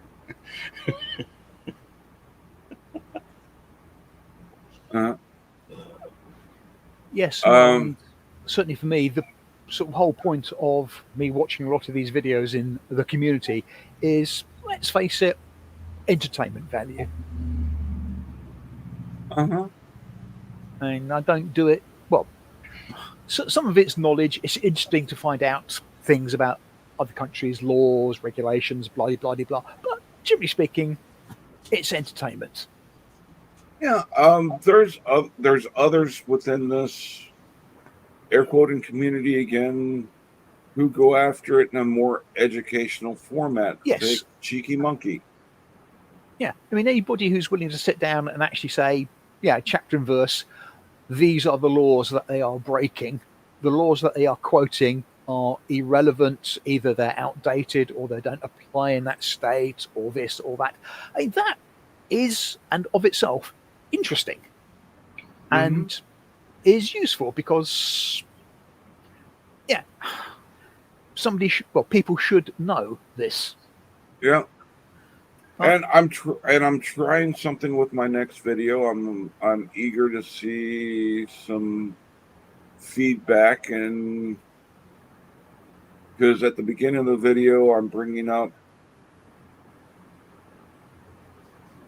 an excerpt of the law that I'm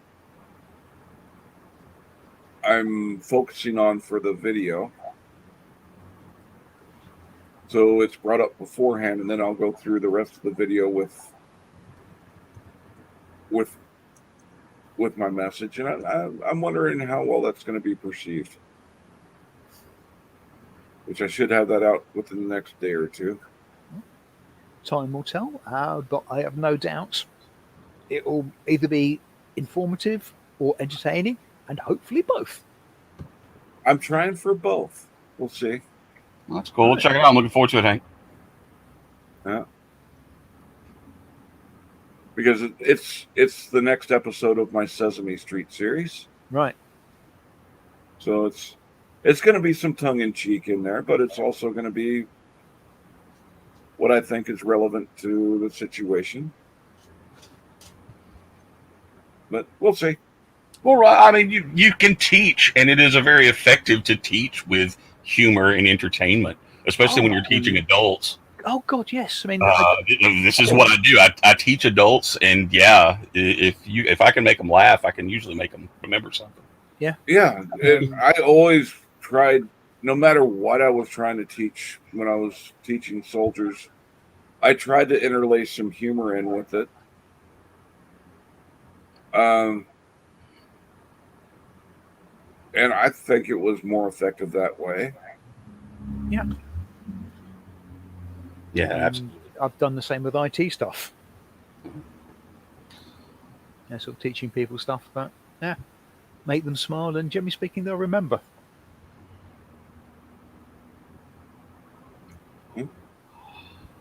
If only who was that bearded twat, and don't let us see him again.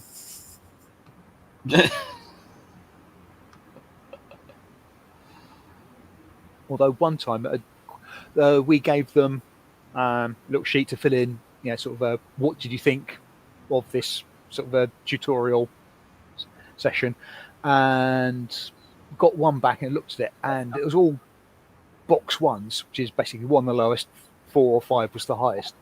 And I think, what on earth? Because all the others had been, top of, excellent reviews and what have you. This one was bottom. I thought, oh crap, I've got to go and find out what disturbed this person so bloody much about it. Christ. So I called them up and said, sorry to ask, but why did you dislike it so much? And they said, what are you talking about? I said, you gave us all ones. They said, oh, isn't 1 the best score? Yeah, there you go. No. Thinking, oh, sorry, should have given you 4s then. Attention to detail. Yeah. Well, some of the briefings I had to give with the military, you'll get some upper leadership that have no sense of humor, and they will I've had my commander contacted by several upper brass about some of the humor I'd use in my briefings, and me and my commander would generally laugh about it, but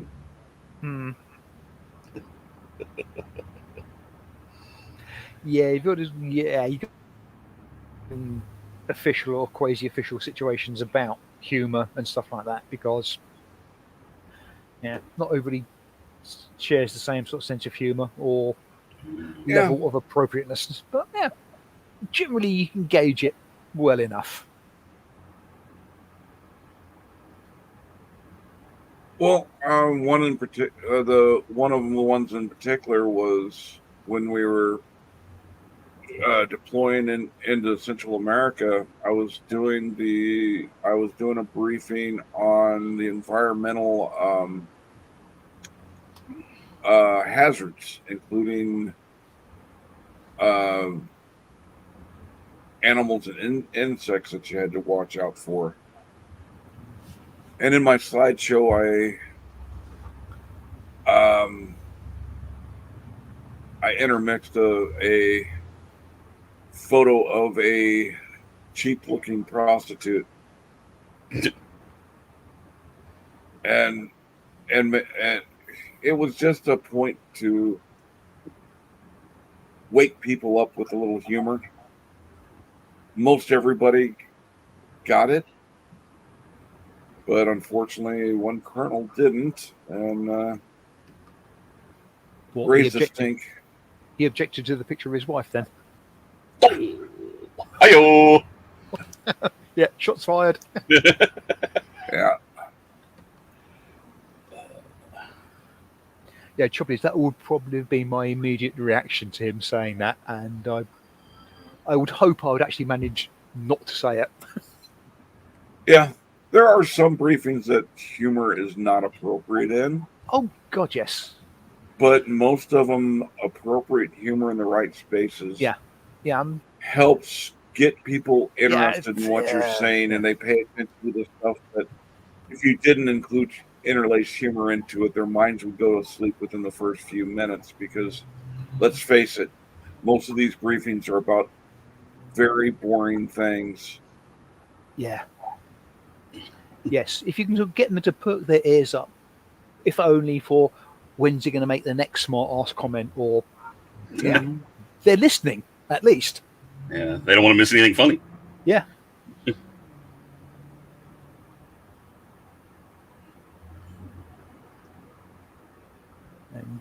yeah, teaching about office automation systems. Generally speaking, not the funniest thing in the world, but yeah, you can sometimes inject a bit of humour. Mm-hmm. If there's anybody else in chat or up here that has videos they want to share, feel free to come up or let me know. And if it's one of your videos, I'll do it. If it's somebody else's video that I don't have prior permission to use their videos, won't be doing it on the live, but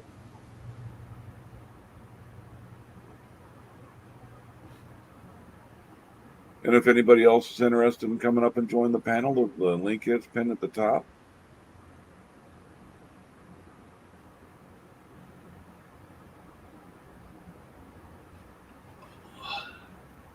What's for lunch? I'm starting to get hungry. Oh, it's way beyond my tea time and dinner time for me. Uh, it's past lunchtime too. I just have been busy. I've already pimped out an author friend of mine and one of his books in particular to Little Dickens. No association with them whatsoever, apart from I've subscribed to their channels and what have you.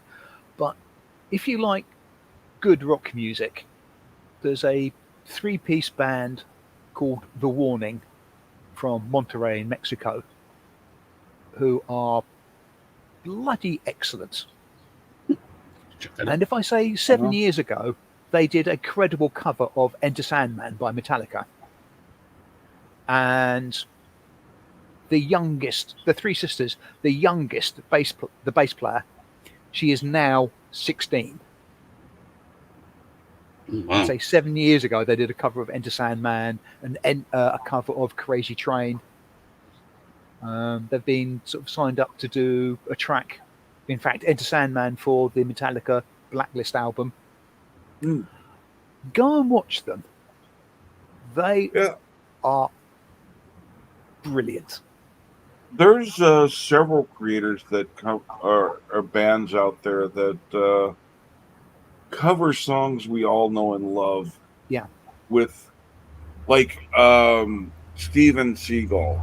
They have a cover of Thunderstruck. Right. That's done in a bluegrass manners. Right. Oh, they do their own stuff as well. And Oh, their yeah. own stuff is, oh dear God. Hey MJ. Yeah, I mean their Thunderstruck was the first one I saw, which I'm now a follower of their YouTube channel. I love their work. The originals they put out are great too. Thunderstruck, that was a original AC/DC, was it? Yeah, Am I remembering that? Right, yeah. but the guitar, instead of the guitar sequence that goes throughout the entire song, instead of being done on a guitar, it was done on the banjo. Okay. Why am I If you now have, thinking about Angus bouncing across the stage with a banjo? if you haven't watched it, Steven Seagal, just YouTube search Thunderstruck Steven Seagal or something to that matter. Right. I think if you just put in Thunderstruck, they come up as an option. And another bluegrass band that does covers on a lot of rock music is Hayseed Dixie. The first one I saw of theirs was Bohemian Rhapsody. Well, that's a clever pun of a name. Yeah.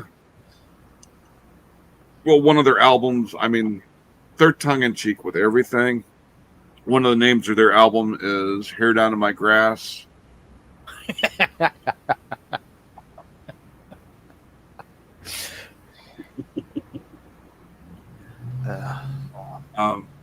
And then a totally different style of music that you were talking about Metallica, the Metallica cover.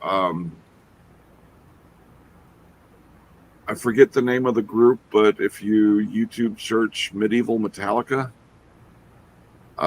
it's somewhere Eastern Bloc country. But this group, they come out, they're in the medieval garb, Uh-huh. using medieval music or instruments, and they have some Metallica covers that will drop your jaw. My jaw is dropping just thinking about that. They did a good job of it. It's not. Hmm.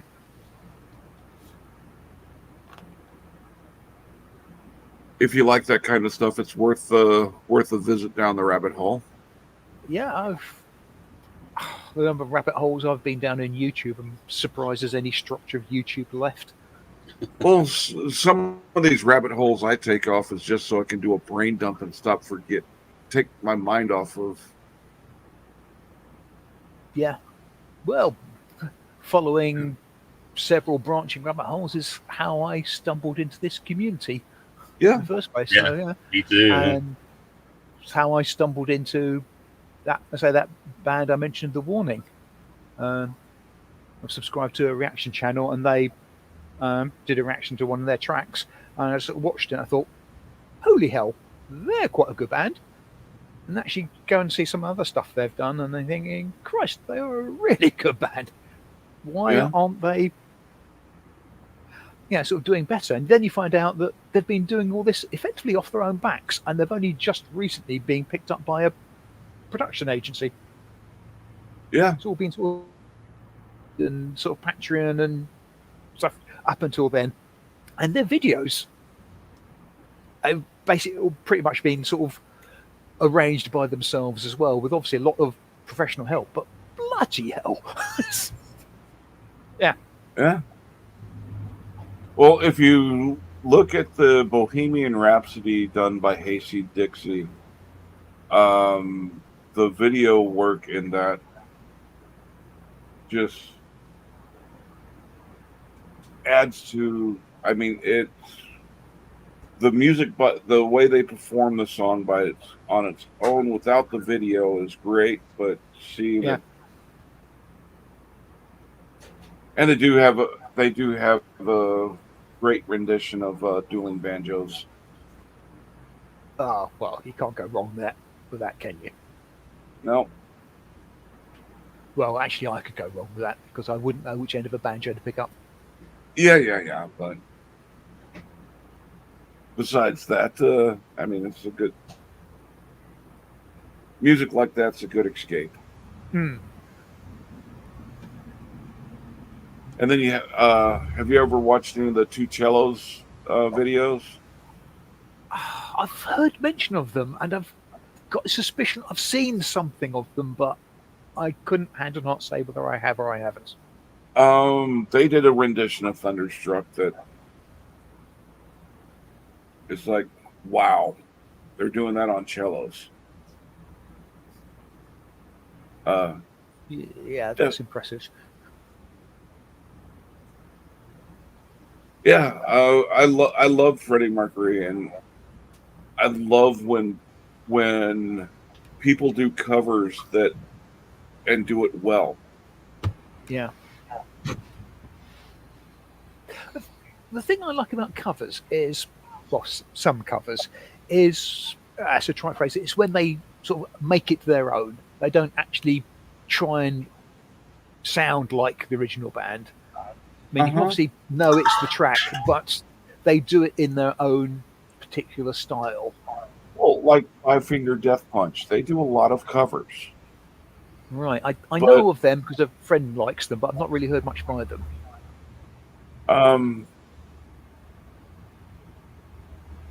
Didn't know they did covers. Yeah, God, what's the name of the song?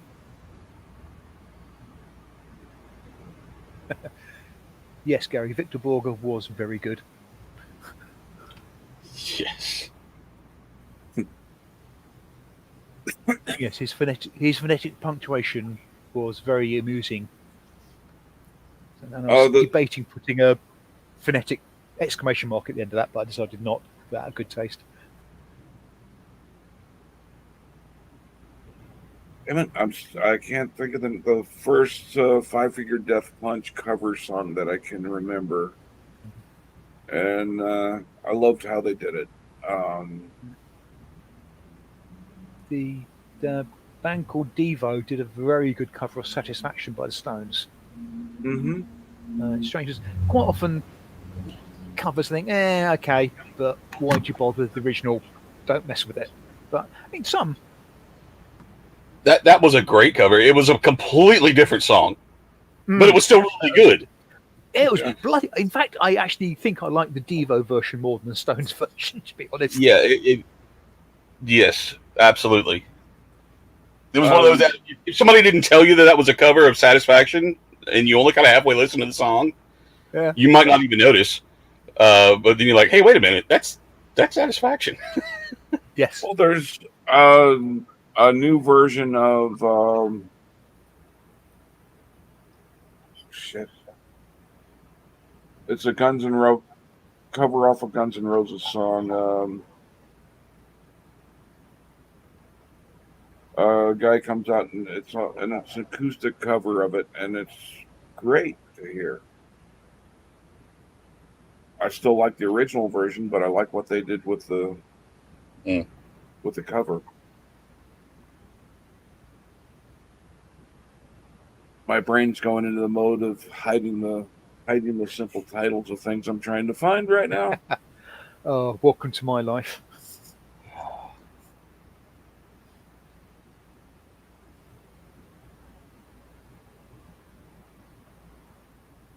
Yes, MJ Bad Company were a good band. So many good bands out there. Just, I could quite Yeah. happily spend the rest of my life just sat in a comfortable chair, an IV drip in to feed me, listening to endless bloody good music. Yeah, absolutely. And there's enough out there that I could probably live from now until the day I peg it without repeating it too much. Although And there if would you be sh- pieces I yeah. would want to be on repeat because they're just too good not to listen to more than once. Oh yeah, and if you close your mind down to, I say I'll never listen to rap music, and there's some great rap music out there. Yes, I mean, I normally jokingly say, oh, rap music, that's the type of music that's spelt with a silent C. But as you say, there is good rap music out there. I mean, I don't like Uh-huh. disco music generally, but there are some that I do. I'm not a great Yeah, fan of the sound of Philadelphia, but there are some tracks I like. Yeah, So I can't say I really don't like this particular type of music because there will be one or two in there that I will. But I generally don't, speaking, I'm not willing to sit down and wait for them to turn up. I don't like some bands' disco phases, like Yeah. when Queen, or not Queen, Queen's disco phase. I like their music in the disco attempts, or covered in the disco genre. But Kiss, I love their rock, but I hate their disco. I never really got into Kiss. There are so many bands that are era, if you want to put it that way, that I never really got into. Hmm. I just don't know why. I mean, Led Zeppelin, The Who, ELO. There's actually quite late-ish on the Bruce Springsteen bandwagon. But yeah, some bands are just thinking, oh, hang on a minute, they were around in my formative years. Why have I never heard of them, and why have I never heard these tracks? Because they're bloody good. And some, why I don't know why I just didn't get round to listening to. And Kiss is one of those. Yeah.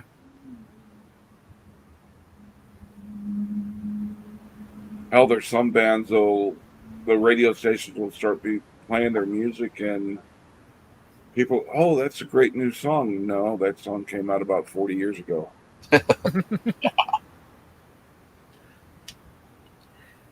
Yeah. Oh God. And and it's hard to go down the rabbit hole of who was the originals on some songs, like the Whitney Houston, her big hit. I think the original artist was Dolly Parton that came out with the song. Right. I don't know whether I know the one you really into Whitney Houston. It was featured in the That movie. film Bodyguard. Yeah, Is that the "I Will Always Love You" one? yeah, that one. Right. Thank God for that, because that's about the only Whitney Houston song I think I could remember. Well, it's probably her most famous one. Yeah. And I started hearing other artists doing that song, and I finally did a look into them and found release dates, and to figure out there was like 3 versions of it. The earliest one I can find is Dolly Parton. Right. I don't know if it's an original from her or if somebody else did it before and I just haven't found it. But there's another a male country star that did a version that was really good. And a couple others that didn't do so great with it. And then Whitney Houston's, but all the different versions were the same song with their style. Carla Marie is backing you up on that, saying that Dolly Parton did write it. Okay.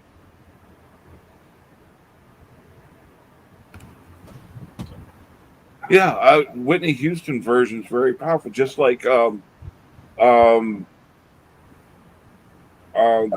Sound of Silence, the version that Disturbed did, very moving.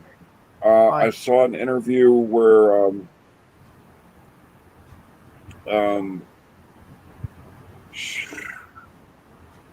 God, my brain is hiding shit from me today. The original, the artist that wrote it, Paul Simon. It was a Simon and Garfunkel track, wasn't it, originally? Yeah. I was just trying to think of, oh God, did they cover it? But no, I think it was theirs. Yes, it was their original, but I saw an interview after Disturbed's version blew up on the radio. And Paul Simon was talking to how moved he was, and that, I mean, he completely loved and respected the way his song was being done with that. I'm sure I've heard it, but I can't remember it off the top of my head. The cover. Oh, it's well worth it if you haven't heard it. Yeah. Then there's was it Johnny Cash doing "Hurt"? Yeah. Who originally did? Was it 9 Inch Nails originally did "Hurt"?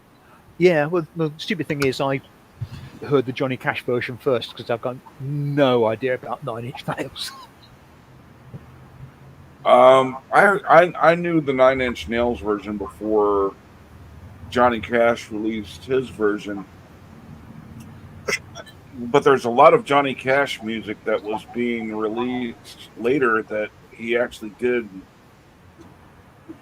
many years before. Right around right before and after his death, there was a lot of music that got released that he never released for whatever reason. Yes, Gary, that version of Silent Night is very good. Although, isn't it 7 o'clock news, not 6 o'clock news? Can't remember.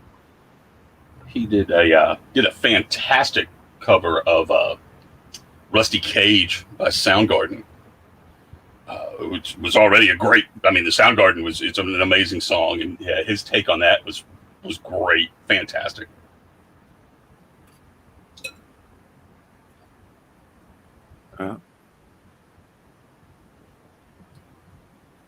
But I hate when a band will take a song and just reproduce it and really not make any significant changes to it. Yeah, Take the remake of Africa.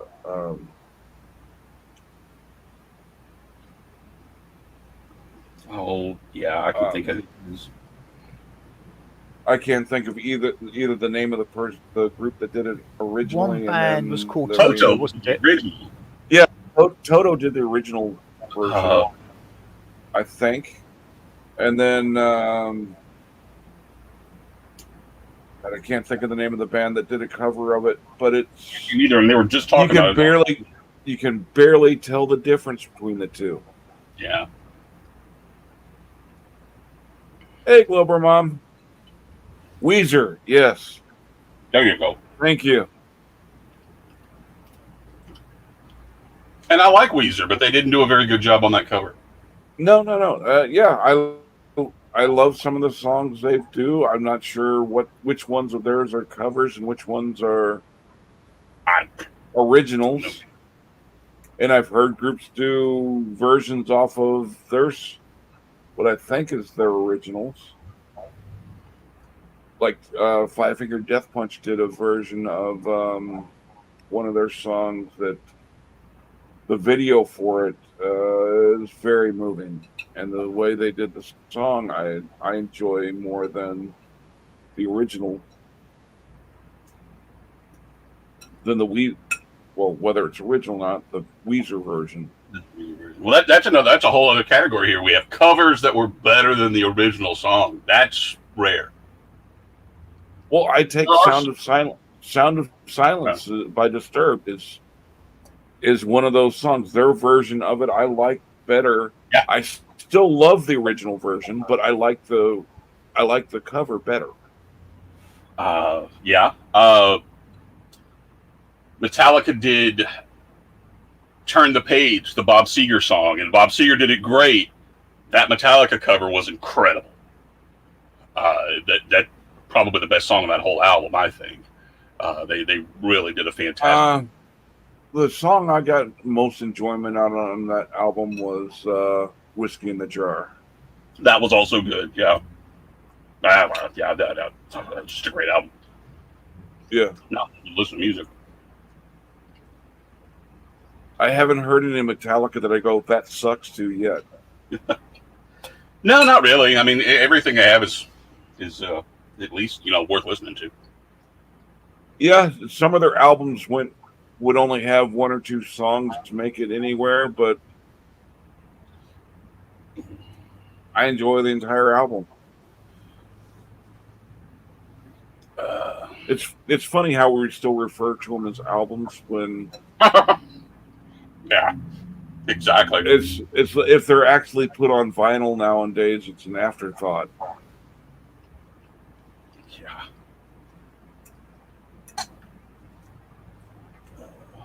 Oh well, there's a name for that. I can't remember what it is, but we have parts of our speech that we do that with, like we still roll down the window in the car. Well, We filming. haven't rolled down windows in cars for a long time. There's a fancy $5 word for it, and I can't think of what it is. I'm not sure on that one, but yeah, the term filming. Yeah, There is no film involved in it anymore. no, In most cases, there's some artists out there that still use the film medium, and it's great. But the digital is the norm now. oh yeah, But is it? But we still consider it filming, even though there's no film involved in it. we still call it filming. Is there any video involved even? as such. I suppose there is. But, Very little. well, in theory, video, yes. I mean, they also say tape, don't they? Yeah. Yes. No. I actually remember. Video is still video, whether it's digital, film. Yes. Yeah, it's not videotape. Yeah. Yeah. And people will still use those terms. And what's really strange to me is that it's people that are young enough, they shouldn't know those terms. You know, some of these frauditors, Yeah. I can tell they're young. Like, what are you talking about videotaping stuff for? You've probably never seen a videotape. Yeah. It's weird how those things transcend generations, like Yeah. folklore almost. But if we don't call it filming anymore, what are we going to call it? Exactly. We're I guess digitaling it. No. Just I doesn't suppose have the record- same ring to it. Recording's too generic, isn't it? No. Yeah. Well, video-y, I guess. Hank, you're a gun guy like me too. That the gun world is full of things like that. And a lot of it, if you work into their popular culture, like going off half cocked and a flash in the pan and things like that. These are Yeah, not they derive from sort of prior to muskets. Yeah, the blunderbuss, flintlock, wheel lock, and all that lot. Oh, yeah. Half-cocked is back from when you actually had a hammer you had to pull back.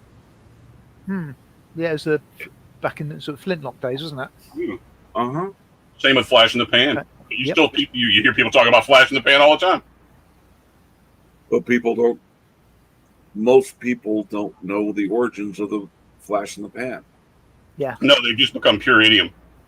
Oh, the derivation of some words and expressions and phrases is a delight to me. I just love finding out where they actually come from. That's one of the things I love when Shiva, I'm not sure if you're familiar with his channel, but he does the Church of Four. But he loves to break down the origin of words. Don't think I've seen any of their stuff. His stuff. He's a simple provider. I thought you said he, but I wasn't quite sure, so I went Yeah. for the neutral there stuff. Yeah. Probably the safest way to look at things, since people get more bent out of shape than they should about.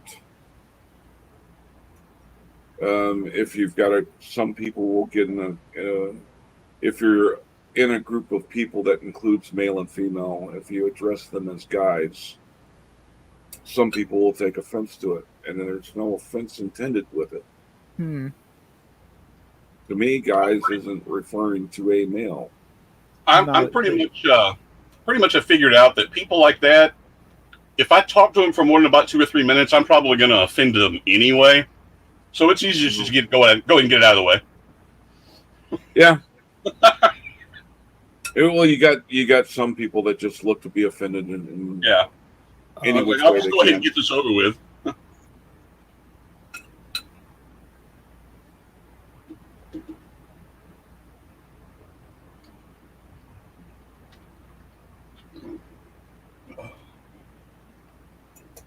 Yeah. Yes, Global Mum. There's a few that are. I find myself biting my tongue not to say the stuff that my parents used to say and was said in all innocence. And now I just think, well, no, I can't say that, regardless of how notionally innocent it would be. And there's innocent words that got made into. Take the word gay. Yeah. Originally meant happy. Yes, although it's had its other meaning for an awful lot longer than a lot of people think. Well, Yeah, but still the origin of the word was Oh yeah, being happy. Yeah. Then when it became gay, referring to homosexual men usually.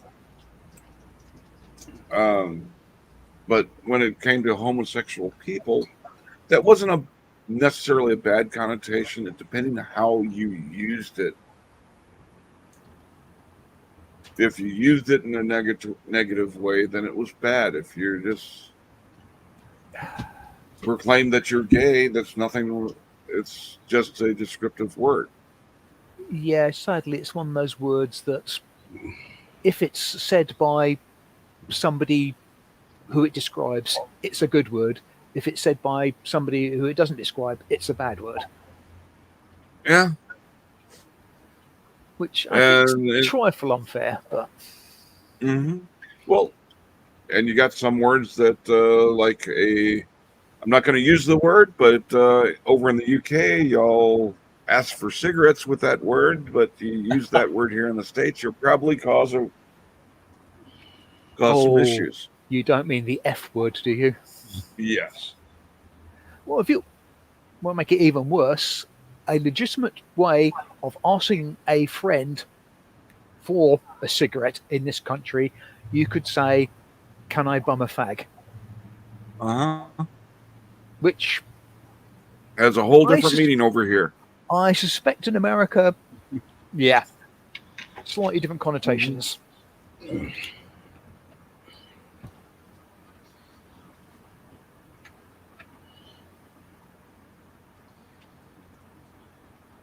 Yeah, well, there are so many different things. For example, to me, a rubber is an eraser. Yeah. Which sort of almost means the same sort of thing, doesn't it? But well, one is correcting a mistake, the other is preventing one. Yeah, and I think I'm right in this. Oh, if I'm wrong, please do correct me. I believe in Australia, Durex is a brand of sellotape. Oh. Could be. And when you get in groups of individuals, like here on YouTube, we've got all sorts of cultures coming in, and there can be a lot of miscommunication because of the difference in words. Yeah. Yes, it's very easy to misconstrue something just because what is an innocent colloquialism or idiom for me is tantamount to a declaration of war to you. Yeah. There's something I Chuck Chase the Facts. I always tease him with soccer because it's football for him. It is, and that's. I mean, okay, yes, the US-UK divide about football and whatever you. And why the hell do you call it football? Because all you seem to do is throw the bloody thing. Yeah, but let's not get into that. But yeah, I'm just it's one of those differences that. Yeah.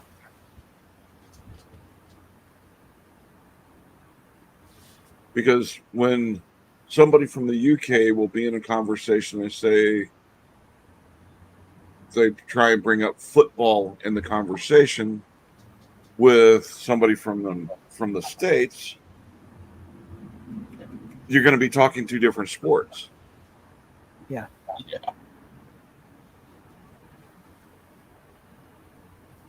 I've got thoughts. And a big misnomer out there that is used even by gun experts that inappropriately, assault weapons or assault rifles. Oh yeah. Has very specific meaning. Yes, I've fallen foul of that one. So yeah, man, that's the trouble. Yeah, sort of. If you are actually a subject matter expert, you can get irritated by people's misuse of a specific term. Yeah, I can understand that. I get that a lot when people talking about computing based stuff and thinking, no. Yes, but then Simon, then imagine those same people that you're irritated with are trying to make laws and regulations about your computers. Yeah. That's when the real frustration really sets in. Yes. Take a basic word in computing. Tell somebody who's computer literate, which is a whole, most of the, well, anybody on YouTube is going to be computer literate enough to know, but you tell somebody to open a window, somebody who's not doesn't know computers are going to be trying to open a window. Yeah, or AMG is going to sink a submarine by letting the water in. Even when she's not here, she can't escape that. Of course. I mean, so I feel guilty about that because whilst I wasn't the one who started it, I do think I'm the one who actually propagated it enough for it to get a bit of traction. So I do have guilt on that. So I don't know if my you can guilt actually by take, repeating it as many times as I can. I'm not sure if you can take credit for that. I know a lot of people. I was around. I know when it first got brought up, and a lot of people brought it up. Yes. Or would use it. I still use it to tease her. Oh, of course. Yeah, that was on her roast, wasn't it? I think it started. Was it on her roast? They did of her when she asked about, is there a window in a submarine? I missed it. I can't remember exactly when it was. But there are submarines with windows. There are indeed, yes. So it is actually a valid question, but humorous with the right context. And with Schrodinger's cat, who's, I believe, served on a submarine, yes. Because his submarines wouldn't have windows. Yeah. Submarines intended for war use of military use. Generally, various submersibles do have them. And in fact, when she asked it, I didn't initially think that was a silly question. But of course, everybody was thinking of military use, Hunter killers. But and the exploration subs typically have many windows. Yeah, because if you're exploring, you want to see what the bloody are you looking at? So so it is a bit unfair, but it doesn't stop it being bloody. They're not windows you can open, of course, but no, indeed. Open them once. Yeah.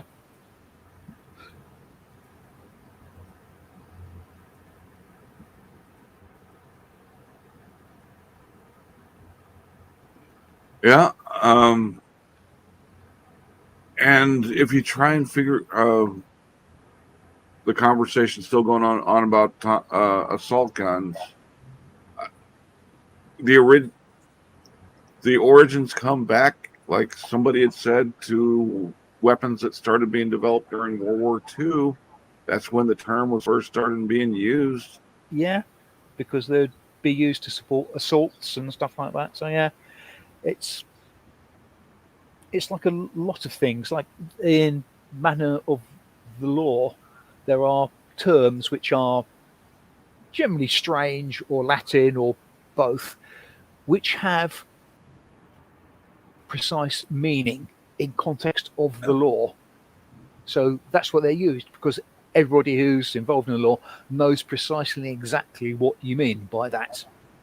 Yeah. And to the layperson, an assault rifle is just a big gun that fires probably fully automatic. No, most people refer to an AR, the AR platform. AR in AR platform does not stand for or assault rifle, like has been a lot of non-gun people's assumption. AR stands for the plastic component in the original M16. I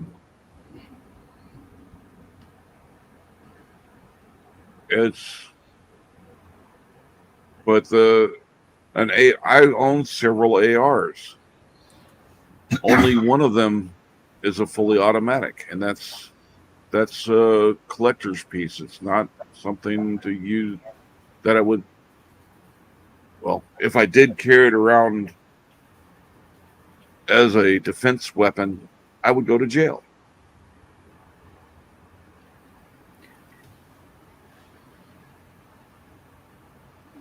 Yeah, I know. I can't really comment upon weaponry with any degree of absolute knowledge because I don't particularly like guns. Yeah. And Pat Nagler's whilst Armalite. whilst I know a reasonable bit about various military things, I'm English and I'm not used to them. And I remember going up to Heathrow Airport many years ago and feeling squirrely seeing the armed officers up there with their MP5s. Okay, here's a term that, since you're not a gun person, when I say automatic pistol, what does that mean to you? For me, that would be a pistol that automatically chambers the next round after you fired one. Okay, well, a lot of people assume when you talk about an automatic pistol, it's one that shoots. One pull of the trigger will empty the magazine.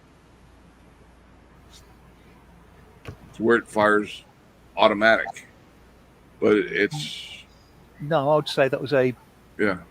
I'd say that was fully automatic, but just an automatic Yes. pistol. It would be just one that chambers the next round, ready. Yep. But there's a lot of people in the gun that are pro gun control that you say automatic pistol, they're thinking you're talking about one that fires auto. Yeah. I say yes. It comes down to the terms that are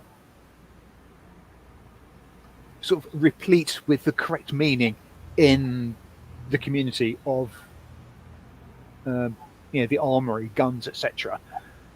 To those, it has a precise meaning. To the layperson, it's another way of saying something that goes bang a lot and hurts me. Yeah. The term clip. Very few weapons use a clip, but if somebody says a clip, most people understand it to mean a magazine. Yeah. I would probably put it into that category as well, although I was thinking possibly might be extended to a fast loader for a revolver, but it's not really true, is it? The clip is actually well, it's kind of clips. There are clips for 223 ammunition for the military.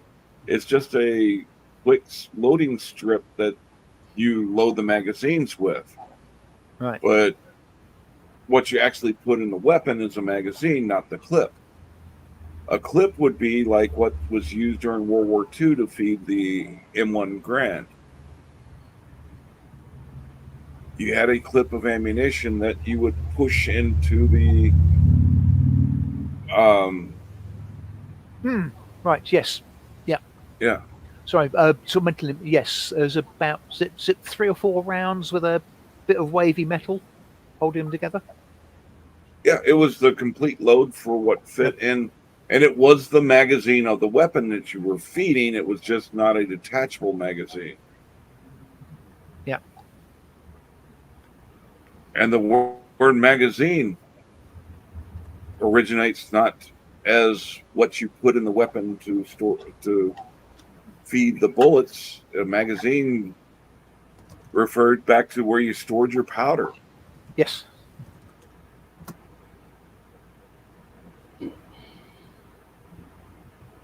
And how the hell did it also come to mean a floppy bit of glossy paper that you read? Now that I don't know. Yeah, What is it? Not This sure. bloody language we have.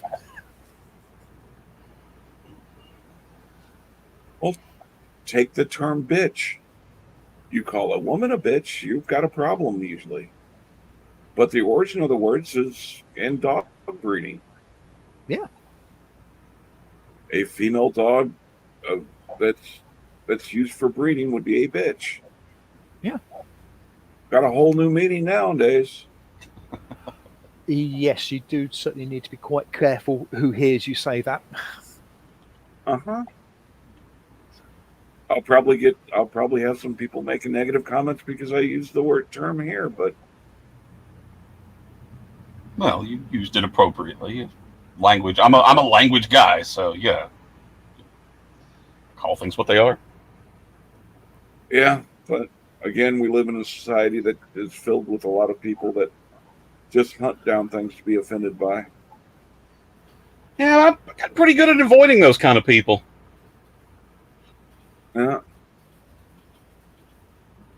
Or ignoring them, Yeah. except when there's great videos of them. Well, yeah, that's altogether different. Yeah. Oh, Yep. it'd be rude to ignore those.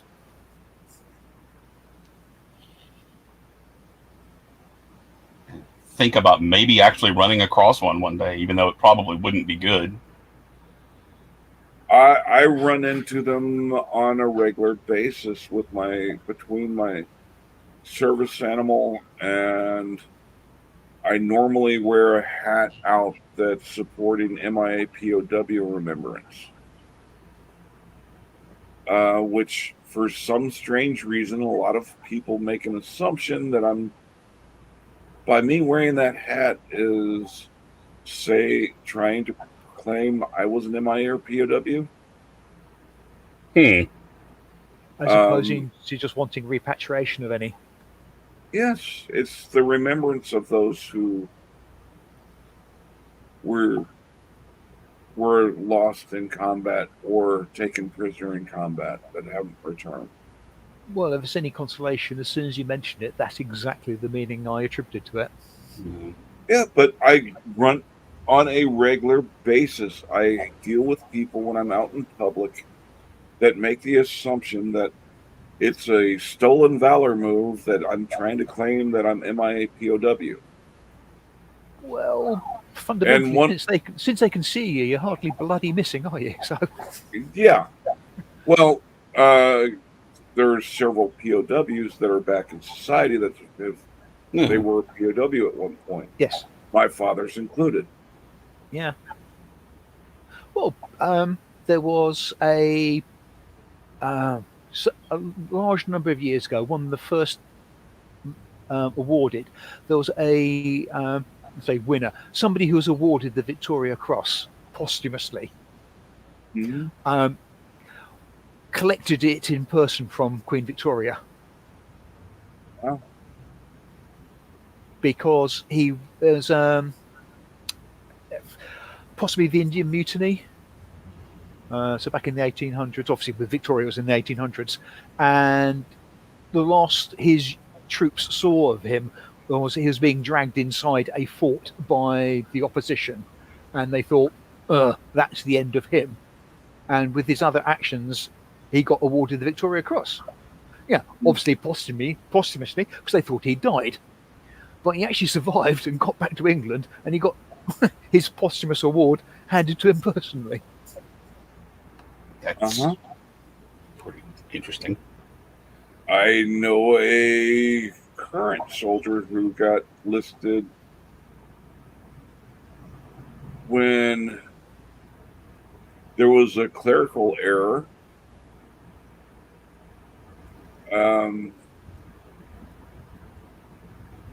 They were going to pull the plug on him. His unit went ahead and started generating paperwork for posthumous awards and things. And some of them made it through.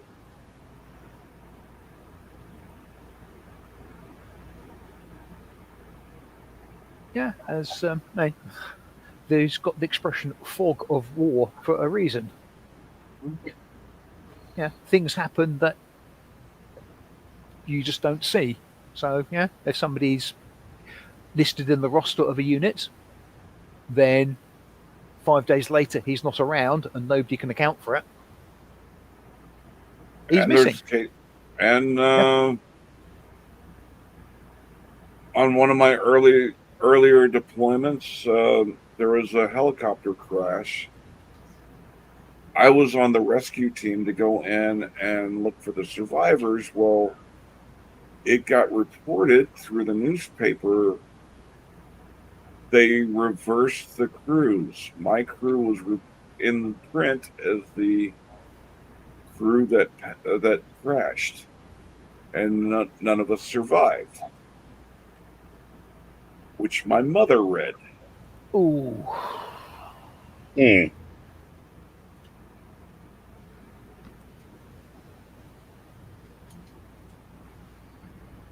Yeah, that's not good. Yeah.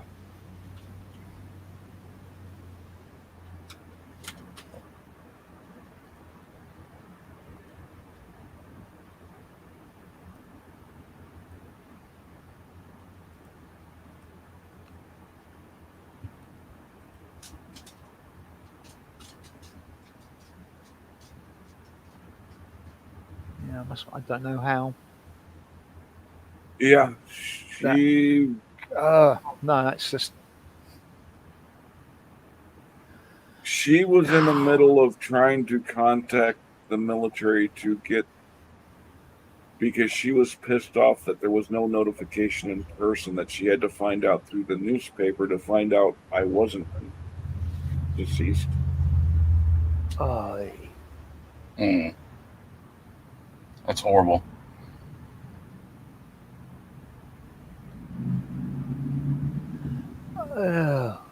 yeah.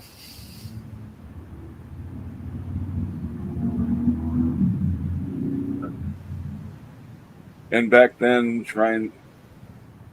there wasn't any means where I was at to make a phone call back to her.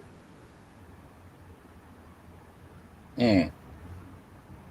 It was weeks before I got back to a place that we could actually make morale calls.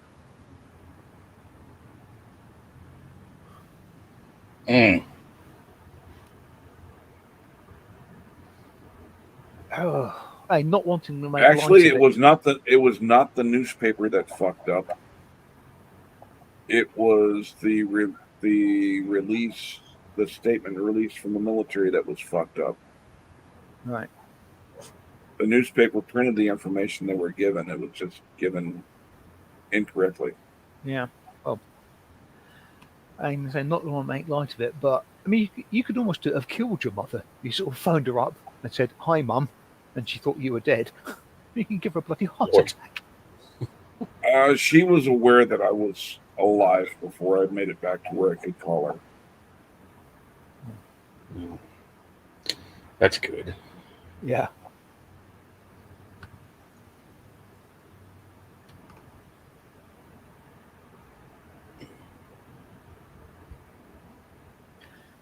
Yeah, I mean, there's not much worse than a clerical screw up to really screw things up. And the only shit way you- happens.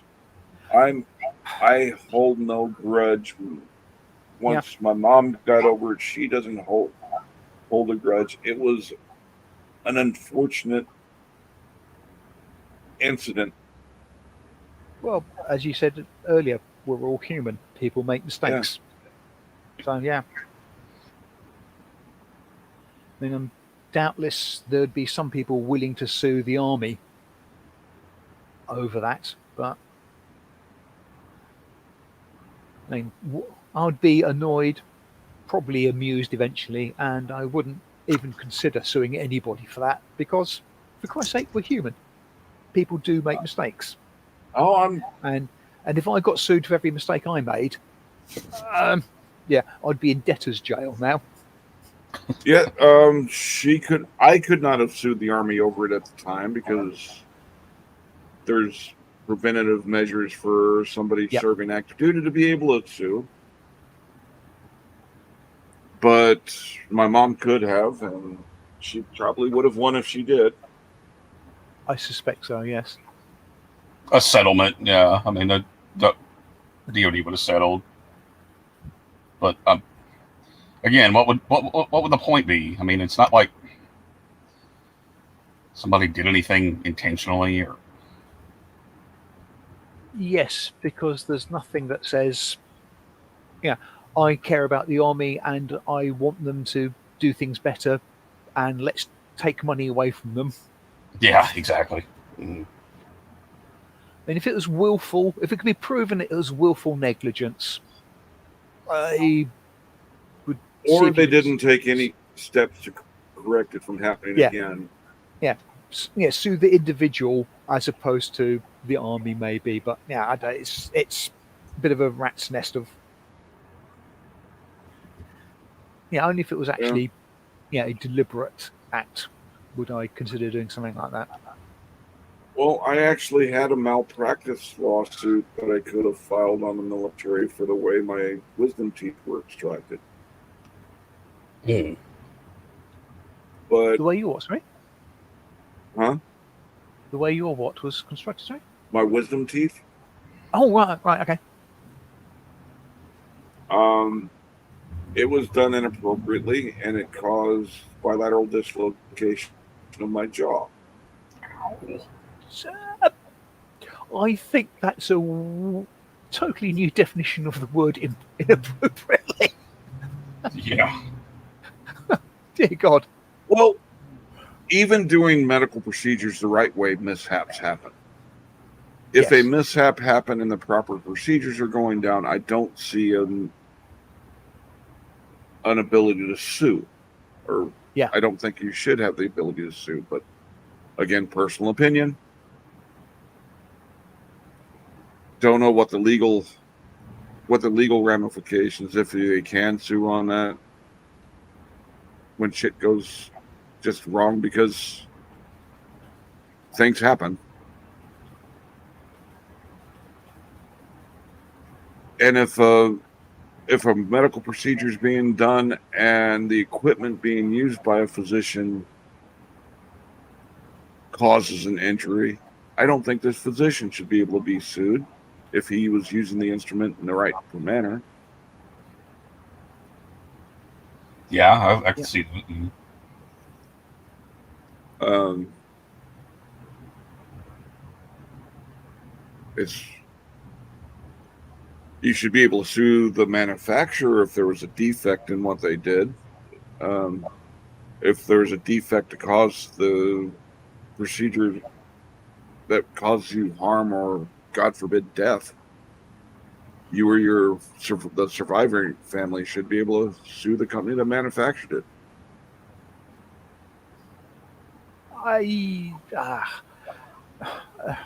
Again, this is sort of a semi-English perspective where we tend not to be perhaps quite so litigious as our colonial cousins.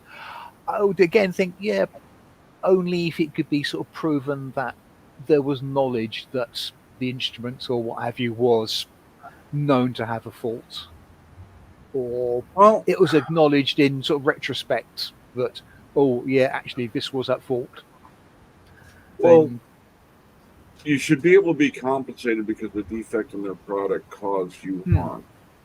yeah, But if it was, it would be a much bigger compensation if they had knowledge that it was defective and still cleared for it Yes. to be used. Yeah.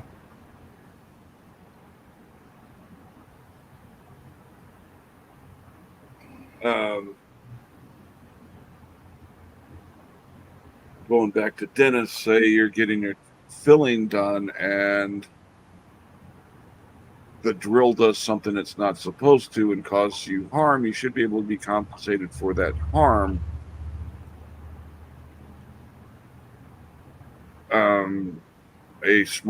A much smaller amount than if they had knowledge that there was defect in the drill that would cause this to happen in normal use, yet they still let it go. Yeah, Then you go into the multi-million-dollar lawsuits. Yeah, I mean, I agree with you. It's all relative to how much was known before, how much you can actually say, yes, it is a fault with the item, either design or manufacturer. So, yeah.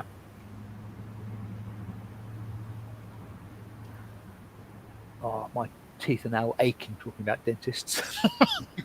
Well, I don't think anybody should be able to sue the tobacco companies over getting cancer anymore. I don't know anybody who's anybody who is alive and started smoking. They started smoking after it's a well-proven fact that nicotine or cigarettes are carcinogenic. So yes, they don't really have a valid claim of oh my god, this happened. So yeah, they went in with their eyes open on that one, I'm afraid.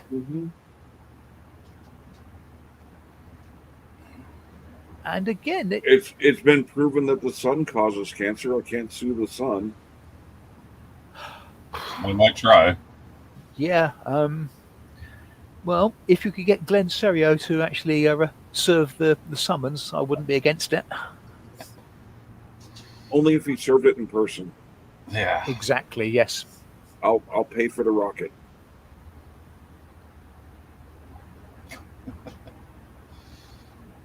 Serio. I can't wait for his sentence to start.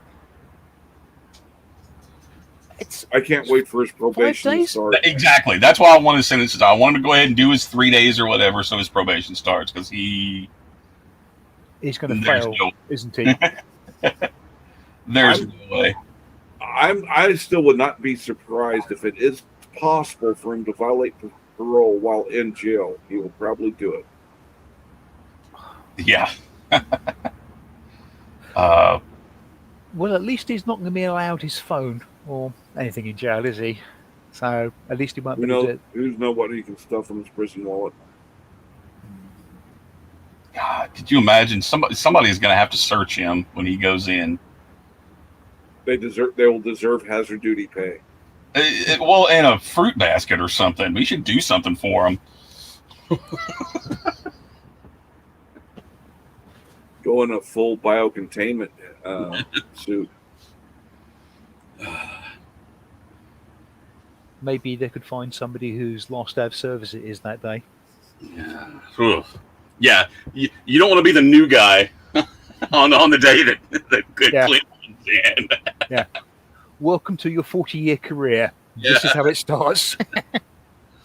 Oh man, that might be how it. That might be the how it ends on the first day. Yeah, exactly. Marvel Girl was talking about just that the other day. His latest video. I mean, he just keeps getting fatter. Yeah. I'm on a serious note on that. I'm genuinely concerned that he is suffering from congestive heart failure. The odds are not in his favor. A lot of people have been banding around a lot of medical terms that could apply to him, including liver damage or liver problems and stuff like that. But yeah. Well, the swelling that he keeps getting bigger in the wrong places. Yes, he's not a big person. I mean, I'm fat, but I'm a big guy. I could get really, really fit and still be really big. I'm 6'2", weigh like 270 pounds. Glenn is a small guy. When I was going through, why I'm genuinely concerned, when I was going through congestive heart failure, I even had facial swelling. I had at least 85 pounds of extra water in me.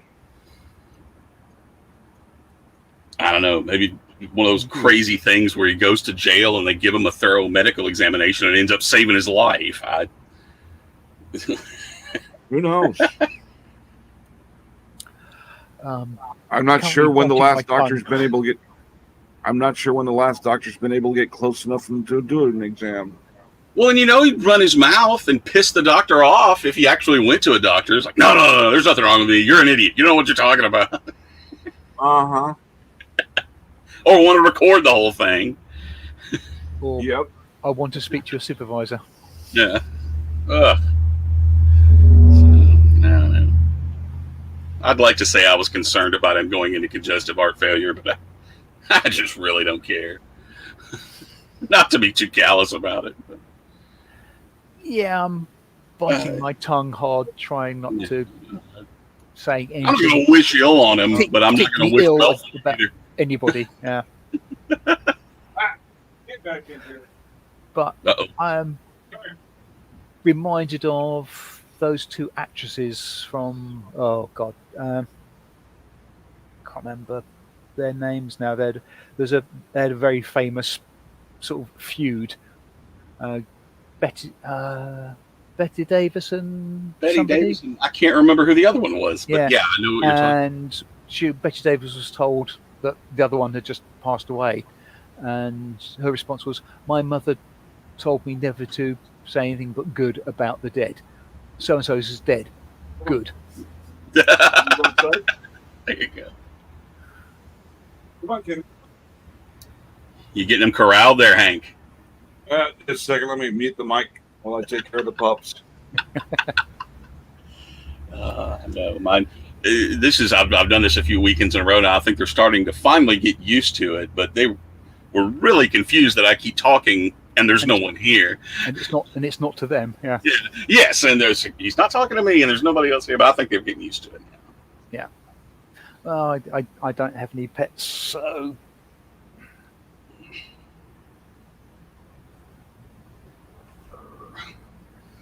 Yeah, I'm here somewhere.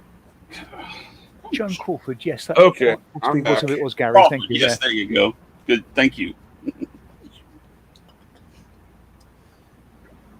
Sorry about that. Hey, animals happen. I'm gonna have to take them back Yeah, here shortly. two of them decided to be spinning inappropriate, making inappropriate noise.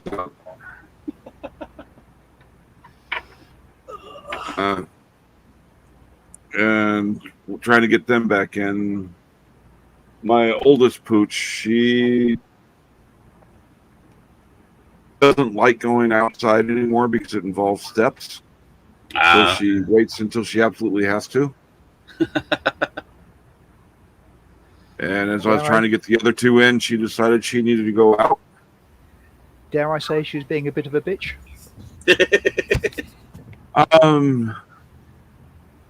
No, not in any sense of the word, because hell, if my joints were going through what hers are at her age, I'd avoid stairs at all costs too. Right. But when she decides she needs to go, I need to be alert to it and let her go, or else I'm going to be cleaning up a mess. It gives you very little margin for error these days. I get it. Yeah. Oh, in her younger days, she would bark to need to go out. And if I would be busy doing something and ignore her, she would bark more aggressively towards the fact that she needed to go out. If I ignored that, one day she decided to stare at me as she took a shit right next to the door. Staring me down the entire time. Yeah, my dog will do that sometimes. The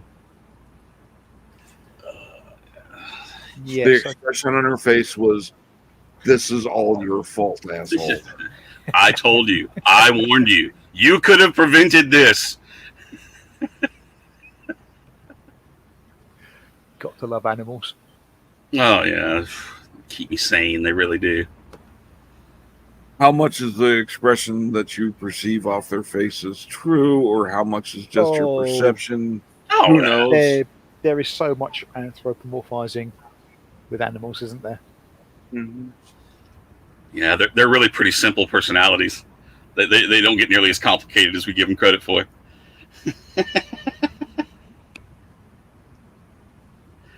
And in some cases, they understand a lot more than we give them credit for. No, absolutely. And what never ceases to amaze me is how smart they can become about some things, but some concepts they can just never grasp.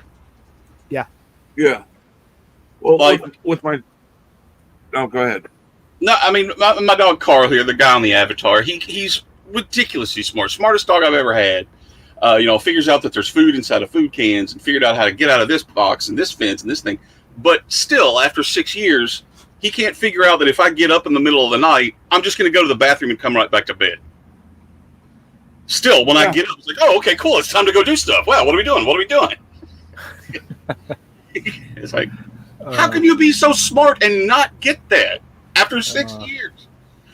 Well, my service dog, without his vest on, he's in a completely different animal than when the vest is on. I hurt Carl's feelings. He just left. He just like, screw you, man. I'm going to go get my crate.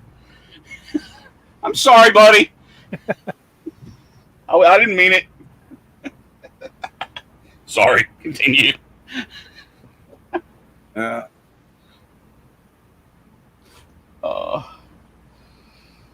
Funny. Yeah, I mean, they've learned when I'm getting ready to go, it's like, okay, Daddy's getting his stuff together. He picked up his keys. Oh, time to go. They learn so many complicated things, and then the simplest concepts just completely elude them. Yeah. I'm just jealous. I want to be a dog. I always remember the dog of a friend of my brother's. The dog was called John, and it's found doorways by walking into the wall until the wall wasn't there anymore. Okay. Basically, walk, thud, walk back, couple of paces to the right, walk, thud, walk backwards, walk forward. And it wasn't because it couldn't see. Interesting. Yeah. Sort of, what is it doing? My service dog knows how to unlock the deadbolt and open the door. That's impressive.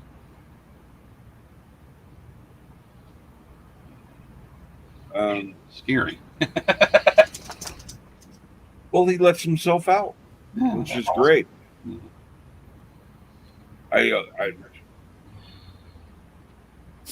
It prevents me from having to get a doggy door for him. The problem with the large doggy doors that my dogs could two of my dogs could actually fit through. So could a human. Yes, or Lord knows what else. And they've got them that you can. I don't like keeping collars on my dogs 24/7. They make collars that for their smart doggy doors. Oh, Got the collar on it'll let the dog in and out, and it keeps out other critters from making it in the house that shouldn't be. Yeah.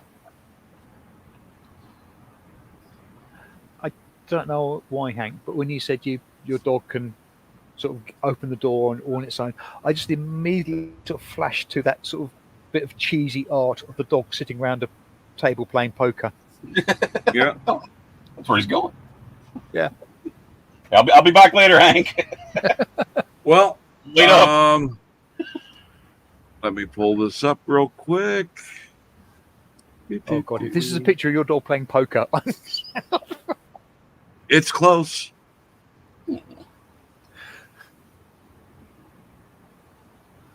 If I can find it.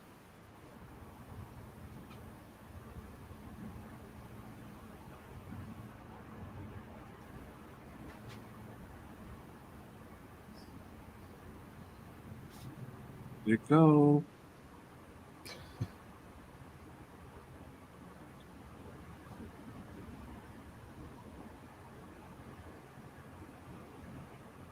unless I'm mistaken, Little Dickens, we in the UK call those French windows for some strange reason, even if they're not a window, they're actually a door.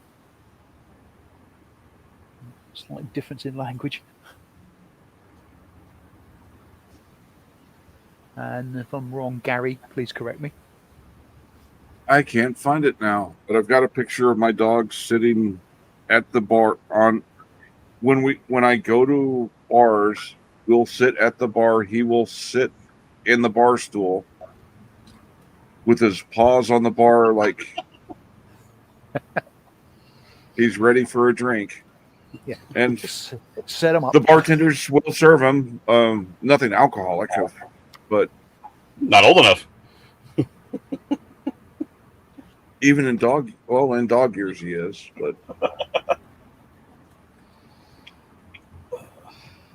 But he'll sit there. The bartenders will give him a glass of water with a few pieces of ice in it, and he'll sit there and play with the ice as he drinks out of it.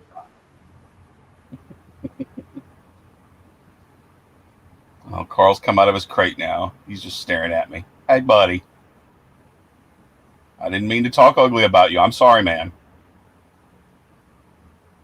Let's get antsy. It's almost time for the afternoon walk. They're so funny with their routines. Yeah, mine get a walk when I first get up in the morning.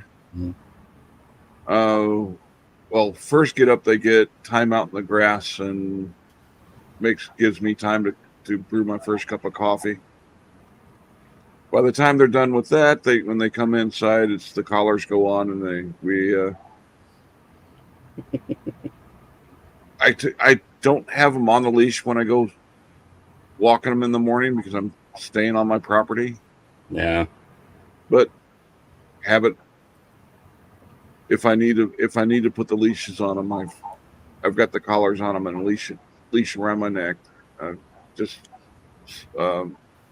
drape them around my neck to have them with me.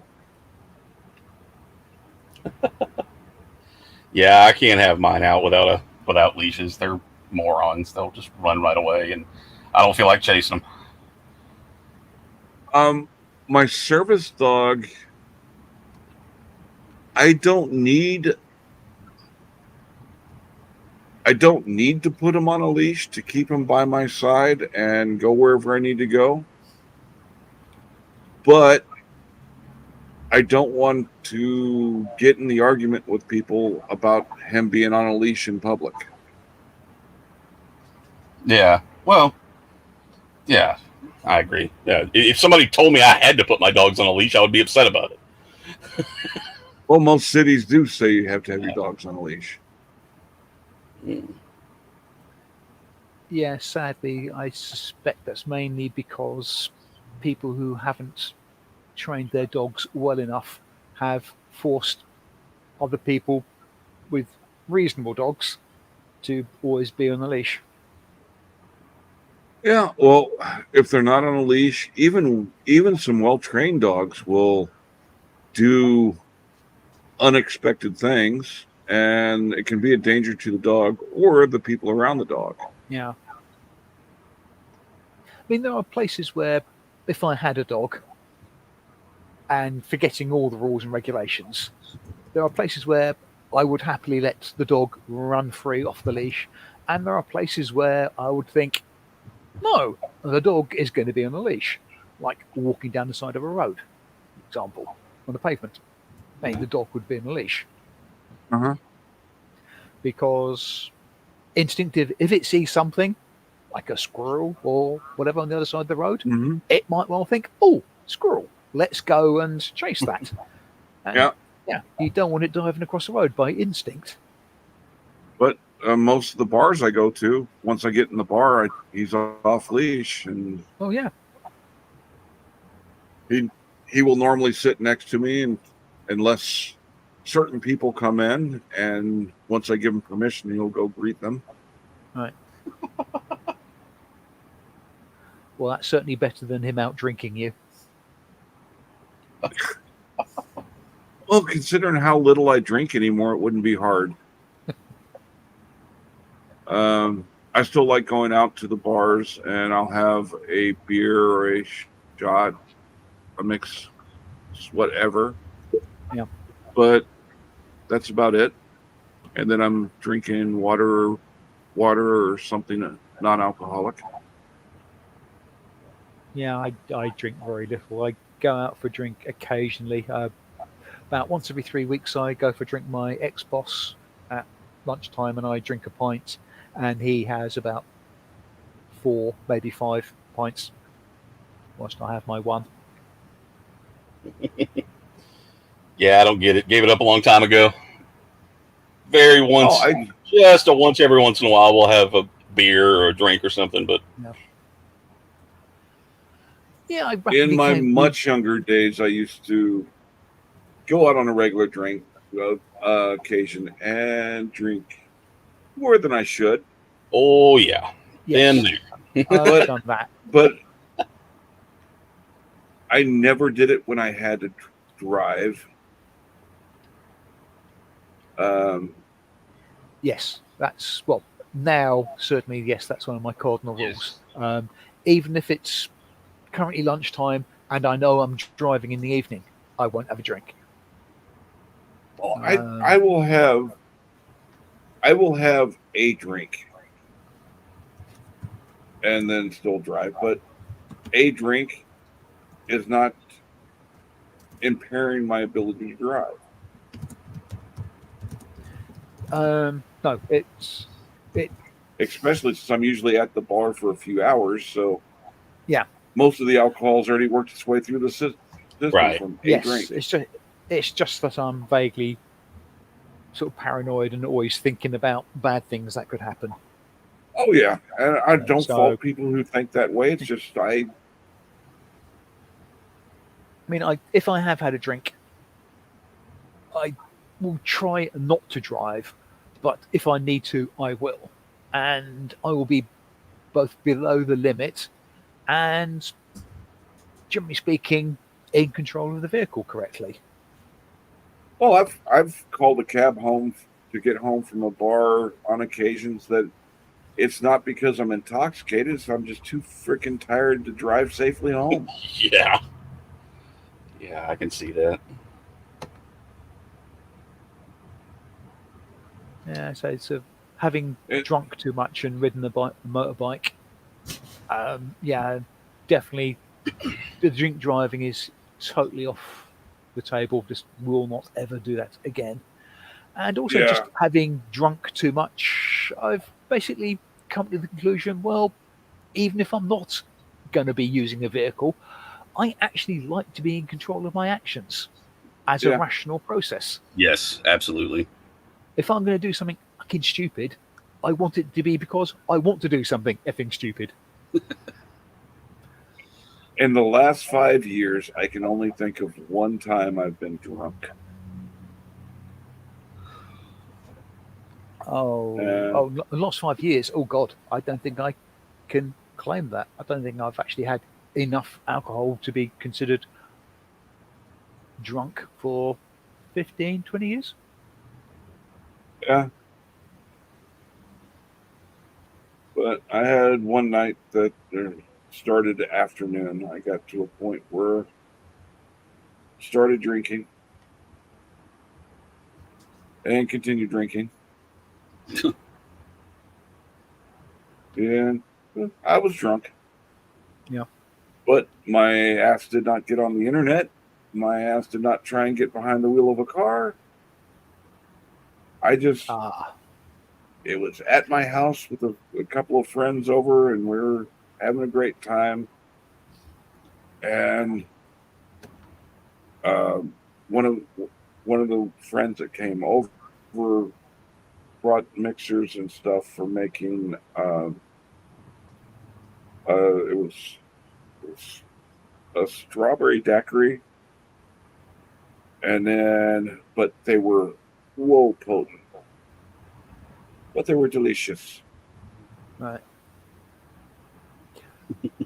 Yes, I think got the advantage of the times where I did actually get sort of drunk is in the days before the internet. So What size can of Stella and which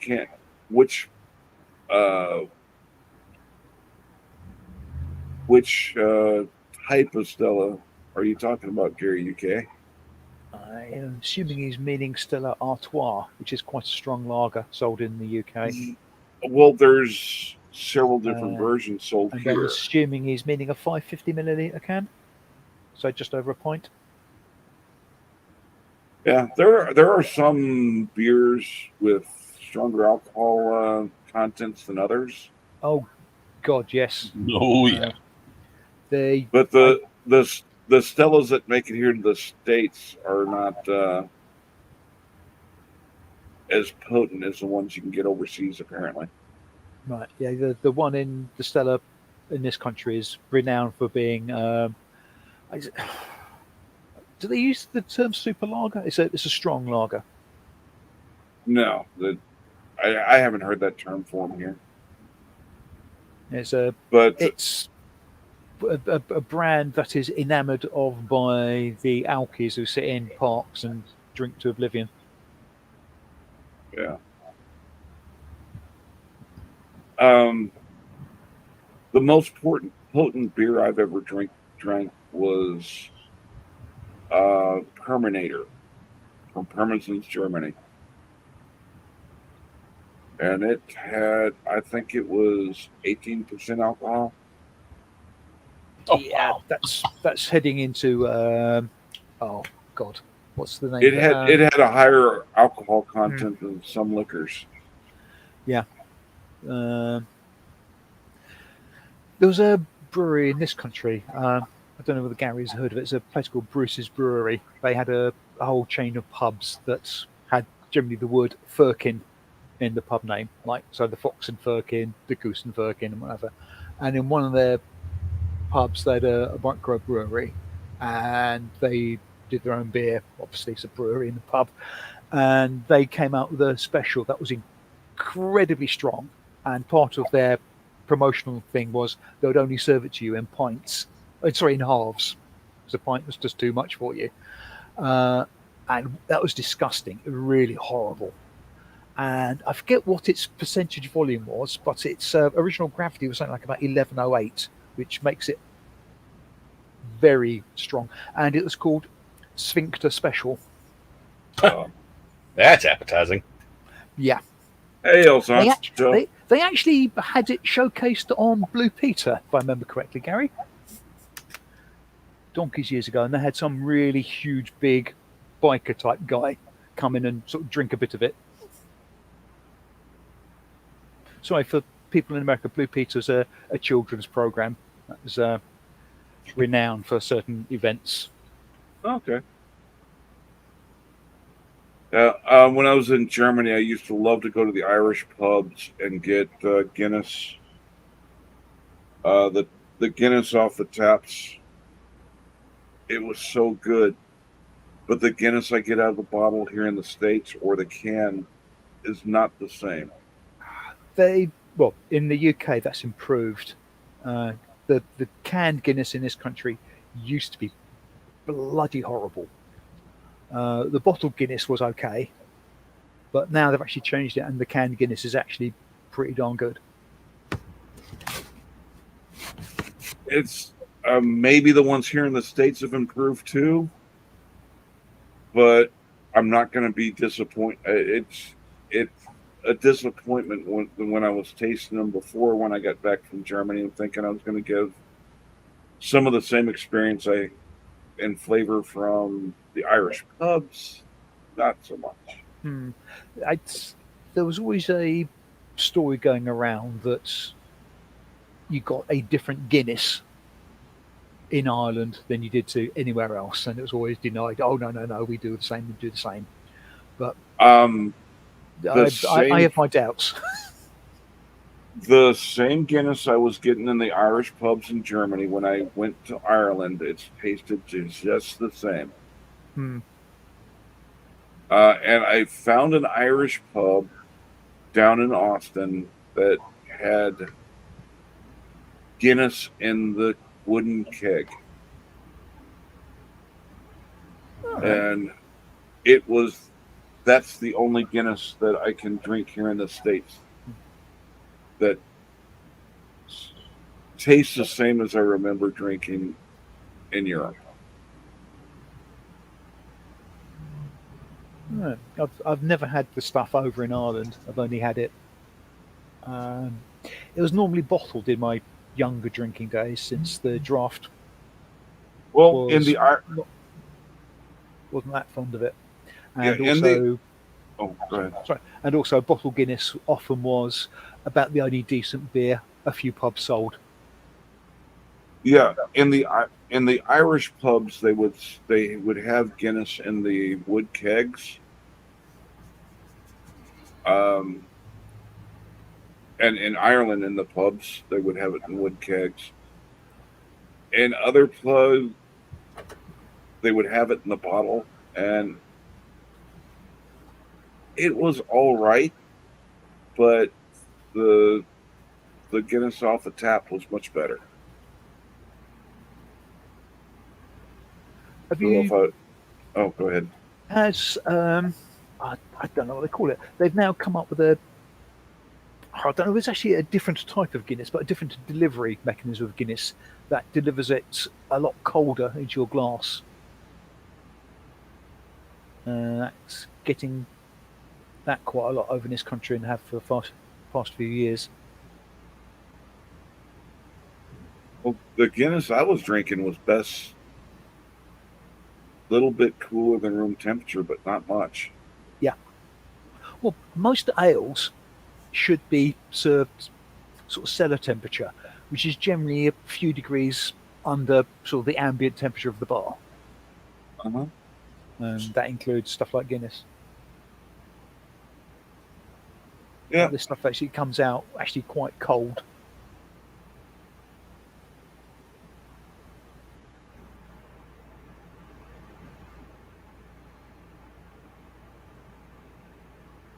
I got used to drinking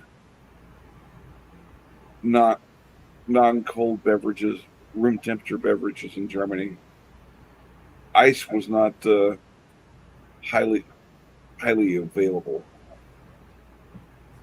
Some restaurants didn't even serve ice in their in drinks that I would have drunk cold.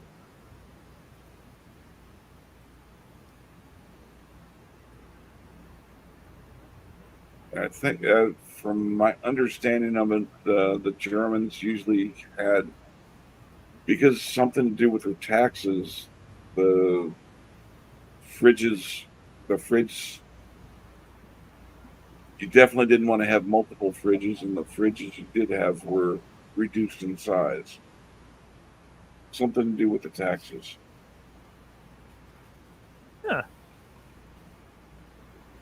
I think the thing that springs to my mind with beer and taxes is the name of some of the drinks. Like Scottish in Newcastle, the brewery do a 60 shilling and I think a 40 shilling beer, where shilling is world I'm not currency. talking about taxes on the beer.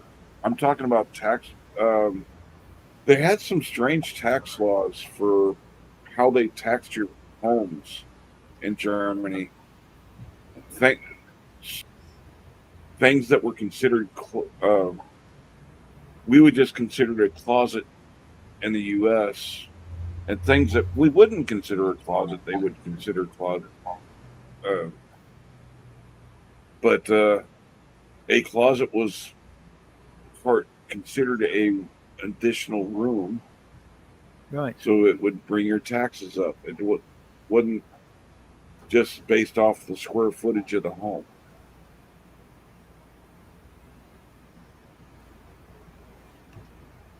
But it's something I don't have complete knowledge of since. And it went several strange directions when it was trying to be explained to me 30 years ago. Right. Yeah.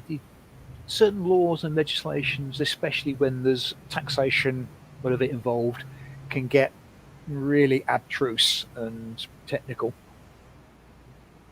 And that's one of the most common points I see throughout the world is nations and their tax policies love to be muddy as hell. Yeah. Transparency in the tax process is not. There was some tax in this country. I forget which one it was. It's quite a complicated one, and some guy wrote, I think, about a 300 or 400 page book, which was the absolute Bible on this particular tax. I think it was something like development land tax, something like that. And by the time he had actually written it and it being edited and sent to the printers, the government abolished the tax. Oops. Yeah, so it became immediately a completely irrelevant book. Poor sod. Well, you got sin taxes, things that are termed as sin taxes here in the United States. First thing that type of taxation started with was cigarettes. A large enough portion of the population could agree that cigarettes were bad, and making applying a steeper tax to it. I think alcohol might have been before cigarettes, but Right. and it's a slippery slope because now there are some states that are making sugared products a higher tax on sugar products for whatever reason. Yes. Again, Gary, correct me if I'm wrong, but I believe we've got a sugar tax generically, I think almost in this country now, where things with high levels of sugar cost more because they're taxed. Yeah. And basically, if they say this is bad for you, we don't want you ingesting this, why don't they just say you can't make it? Yeah. Because that doesn't generate any revenue. Oh yes, sorry, silly me. Yeah. Well, they also do sin taxes on. They passed it a few years back. They can now, if you go into a strip club, there's a $10 fee they charge. That's not a cover charge that the profit goes to the bar. It's stuff that goes to it's money that goes to the state. If it's a strip bar, surely it would be an uncover tax. Oh, hi-oh. Touche. When you keep on saying syntax, I'm a computer programmer. I keep on thinking of things like syntax error. Sin, the two separate words, sin Yes. and tax. Not As soon as, well, I would say as soon as you mentioned cigarettes, about a second and a half after you mentioned cigarettes, my brain pulled the two words or two syllables sin and tax apart and treated them as two separate words. yeah. That brings us full circle back to where we started with the words and their meanings. There we go. Yes, I must admit I am a great lover of homophones, homonyms, and stuff like that. And I think I probably exasperated my sort of nephews and niece in their younger years, getting them to try and come up with words that sound the same but have different meanings and stuff like that. As a way of engaging their brains, if nothing else. Yeah. And some of the silly ass rules they come up with for keeping us from ingesting evil items. Like, I think it's New York. I could be mistaken, but there's one state that in public restaurants they cannot put salt shakers on the tables unless you request them.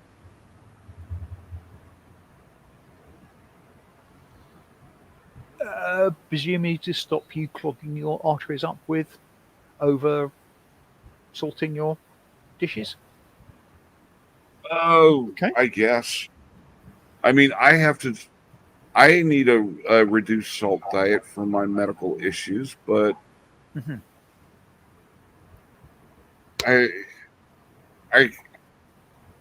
it's no big deal to have a salt shaker on the table because it's not like it's mandatory use. That's very true, yes. Yeah, that's just government overreach. Don't get me started.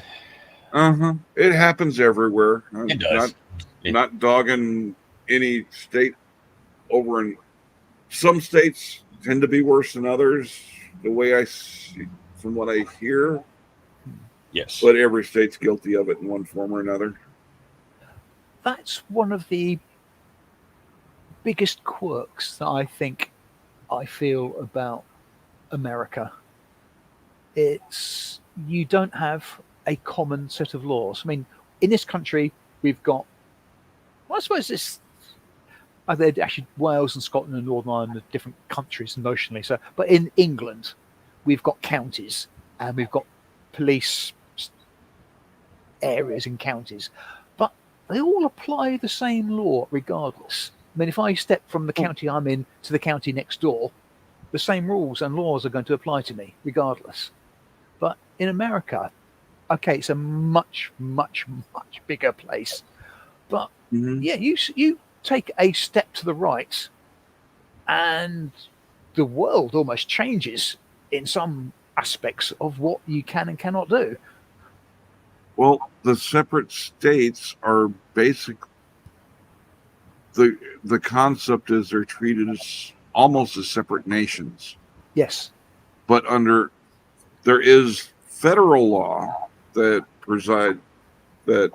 applies to the entire country, but then the states are able to cover the laws that the federal law does not. That's the 10th Amendment, if I remember correctly. Yes, powers not And then- delegated to the federal Yeah. government are reserved to the states and to the people. And most states allow for the individual counties or whatever they call it. Some states call it, like Louisiana calls them parishes. Right. They can make up rules that apply within their county, that not whatever's not covered under the state laws. Yeah, and And then the cities within those counties can make up rules that might not be covered in the county. another thing is you have complicated. is this layer of polices as well. Police, you've got state police, you've got county police, you've got town police. And we have a police force, and Well, okay, yeah, uh, it's like Greater Manchester Police, Metropolitan Police, but effectively they're just police. They're just well, at the same level. you started out lower than you've got federal police. Yes, Through the federal marshals, there's actually federal police officers. yeah. I was You've wondering got if I used the level. several agencies have a police force within their agency, like the post office. Yeah, I mean, Postal yes, inspectors are basically postal police. yes, we have British Transport Police, for example. They've got obviously a But then, specialisation of. yeah. Well, of- you have the breakdown of the law enforcement. You have state troopers, which have jurisdiction on the state roads and the property immediately around the state roads. Then you have the county officers, the county sheriffs. In most states, the county or parish or whatever they want to call that section of their state, it would be the sheriff's office that covers that. Right. Like, my home is not within any city limits, so if I need law enforcement, I rely on the sheriff's department. Right. But the police work are at the city level. And in some large cities like New York, you have a breakdown of, you have the transit authority police, Dutch Doyle could probably rattle them all off, but there's several different, there's multiple police forces within some cities that have different jurisdictions. Yeah, so I was going to wonder when the J word was going to raise its ugly head. Yeah. Yeah. So about the closest we've got to that is police officers that seem to have a specialisation. Like we will have police that will tend to be on the motorways, but they are part of the county police force. Yeah. Now, as far as legalities, most states are like this. I know Tennessee is. If you are a commissioned peace officer in that state, you are a peace officer anywhere within that state, even if it's not within your normal jurisdiction. When I was a sworn commissioned officer, I could act as a police officer anywhere in the state of Tennessee. Now, I wasn't going to because I didn't have the infrastructure to support me, but I certainly could. So it gets even more confusing. There's been a lot of people that's like, well, you're out of your jurisdiction, so you can't arrest me. And it's like, well, I absolutely can. Well, it varies state to state. Yeah. There are jurisdictions within the state of Texas that a Texas state trooper, he could say a Texas state trooper is in a downtown city away from the highways, which is where they normally perform their duties. If something happens, they can make a traffic stop. Yes. They just But don't. if there's well, they can make the traffic stop. They cannot write the ticket or make the arrest. Mm.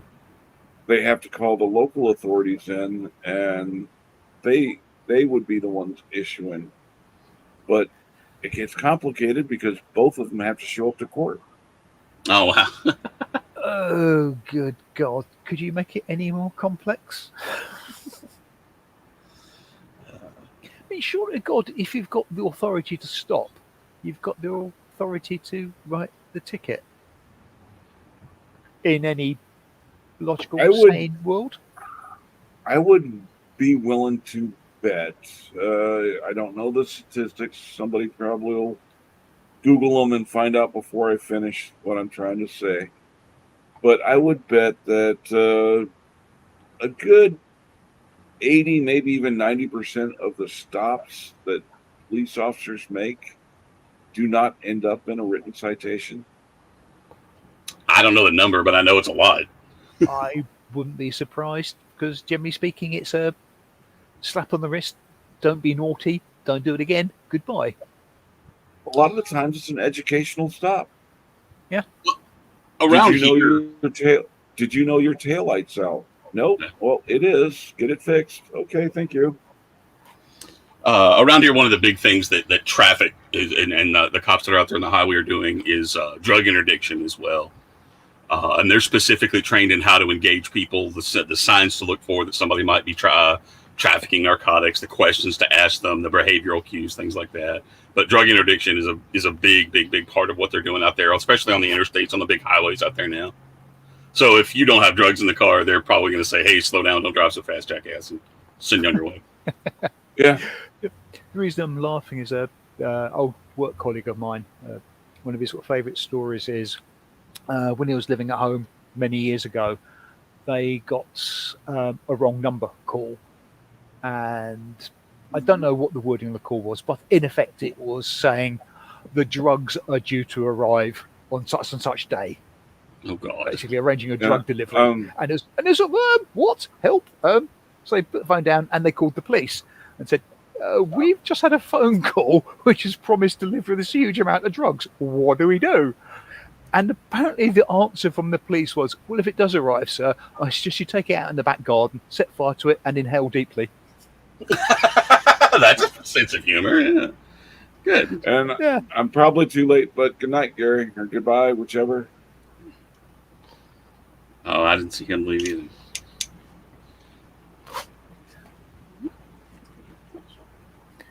Yeah, it's 9:30 in the UK, so it could be either, I suppose. Goodbye or good night. Yeah. Oh wow, it has gotten late. We've been at this a while.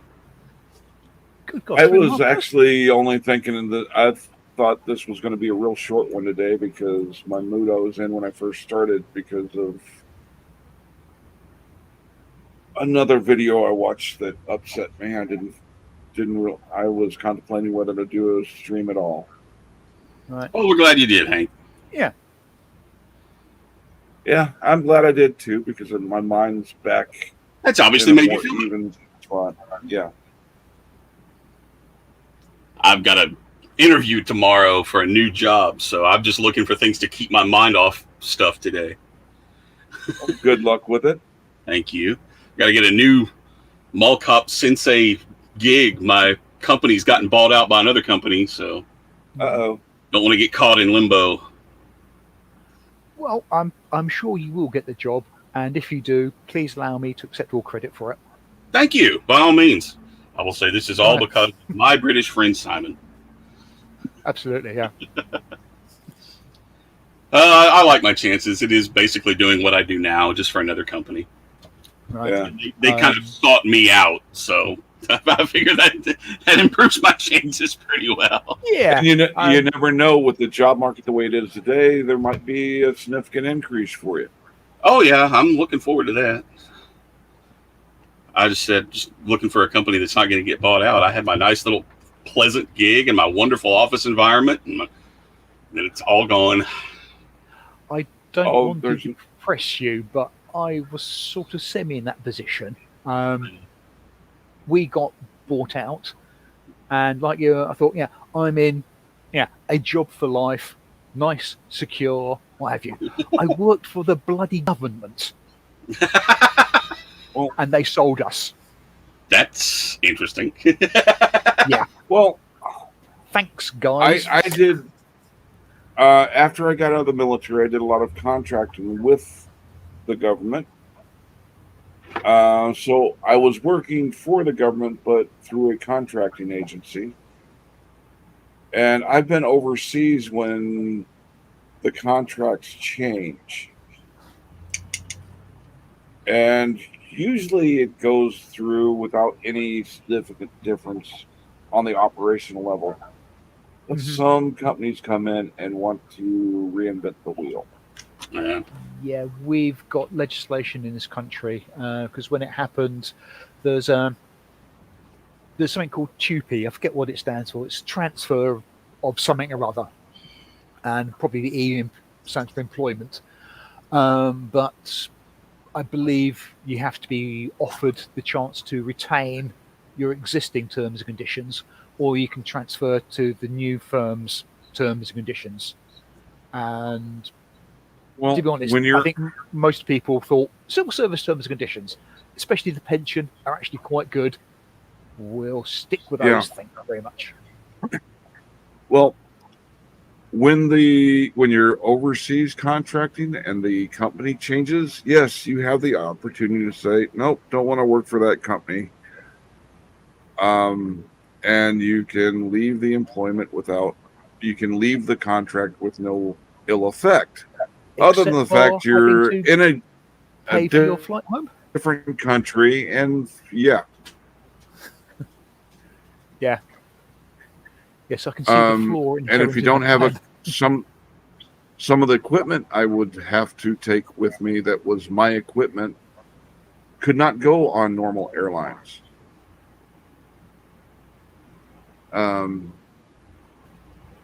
So without a corporation to ship things through corporate measures, my shit would have had to been sold to other contractors,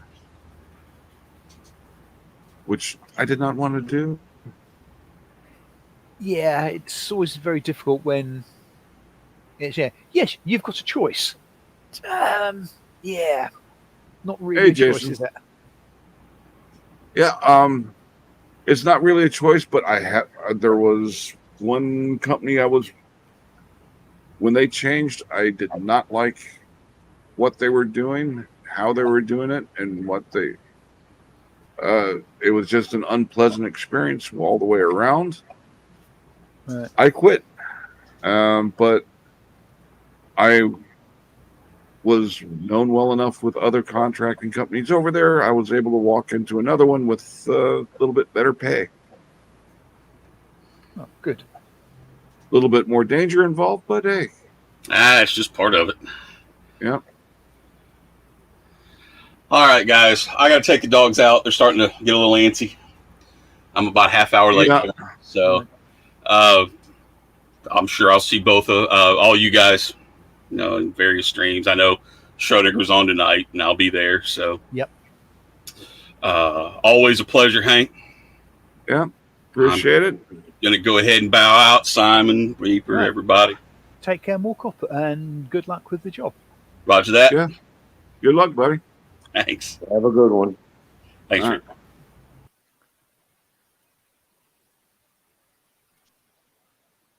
Reaper is still here. Haven't heard from you Yes. in a while. Well, everybody was talking about a lot of different things, and I was dealing with a couple of heart attack things that I didn't want to deal with today, but hey, it happens. All right. Okay. So, yeah. Sounds- I'm not sure if this is my longest stream or not, but we're coming up on 4 hours. Actually, it is. Usually you Oh. ended by about 2 hours 30. So I've made gonna it past the 3 hour mark before, but really? yeah, Yeah, Must so- have been when well, I it's wasn't half- paying not attention. very often. Must have been when I wasn't paying attention, I'll tell you. Yeah, but So, with you I mentioning need to start wrapping this up. with you mentioning heart attacks, I was about to say that sounds grim, Reaper, but Uh, Yeah.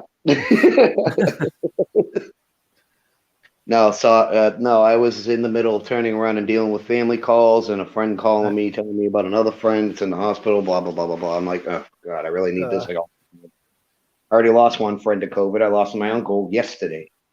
I got another one in the yeah, hospital. sorry to hear that. So it's like, really? Yep. So, All right. nothing new. Yeah, but I got to start wrapping this up because I got some pups that need attention and got other things I need to take care of. You got any parting words, Simon? no, just have a good sort of remaining party weekend, and a good week, and look after yourselves. Sounds good. Reaper? Don't end up on my list. Easiest way to look- Alrighty then. easiest way to look at it. The Grim Reaper has a list. It gets updated on a 24-hour basis. Don't end up on it, please. Yeah. I want to thank the both of you for coming up on panel and the other folks that have come up and participated. Everybody in chat, thanks for coming. Hopefully you enjoyed.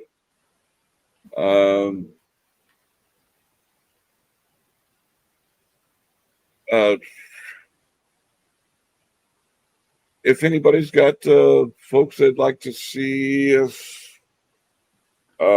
guest panel on, they put out content you'd like to highlight, you can contact me through my DMs, through my email, or which is in the about block, or I now have a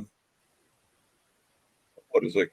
Let me open the channel so I can see what I have. A community tab now.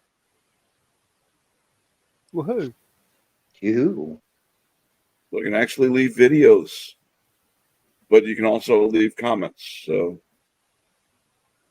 and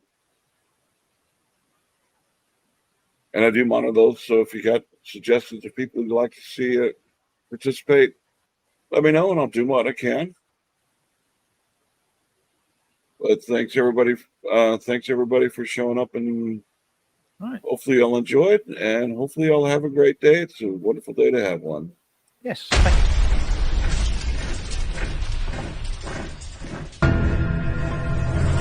Everybody have a wonderful day. It's a wonderful day to have one. Goodbye.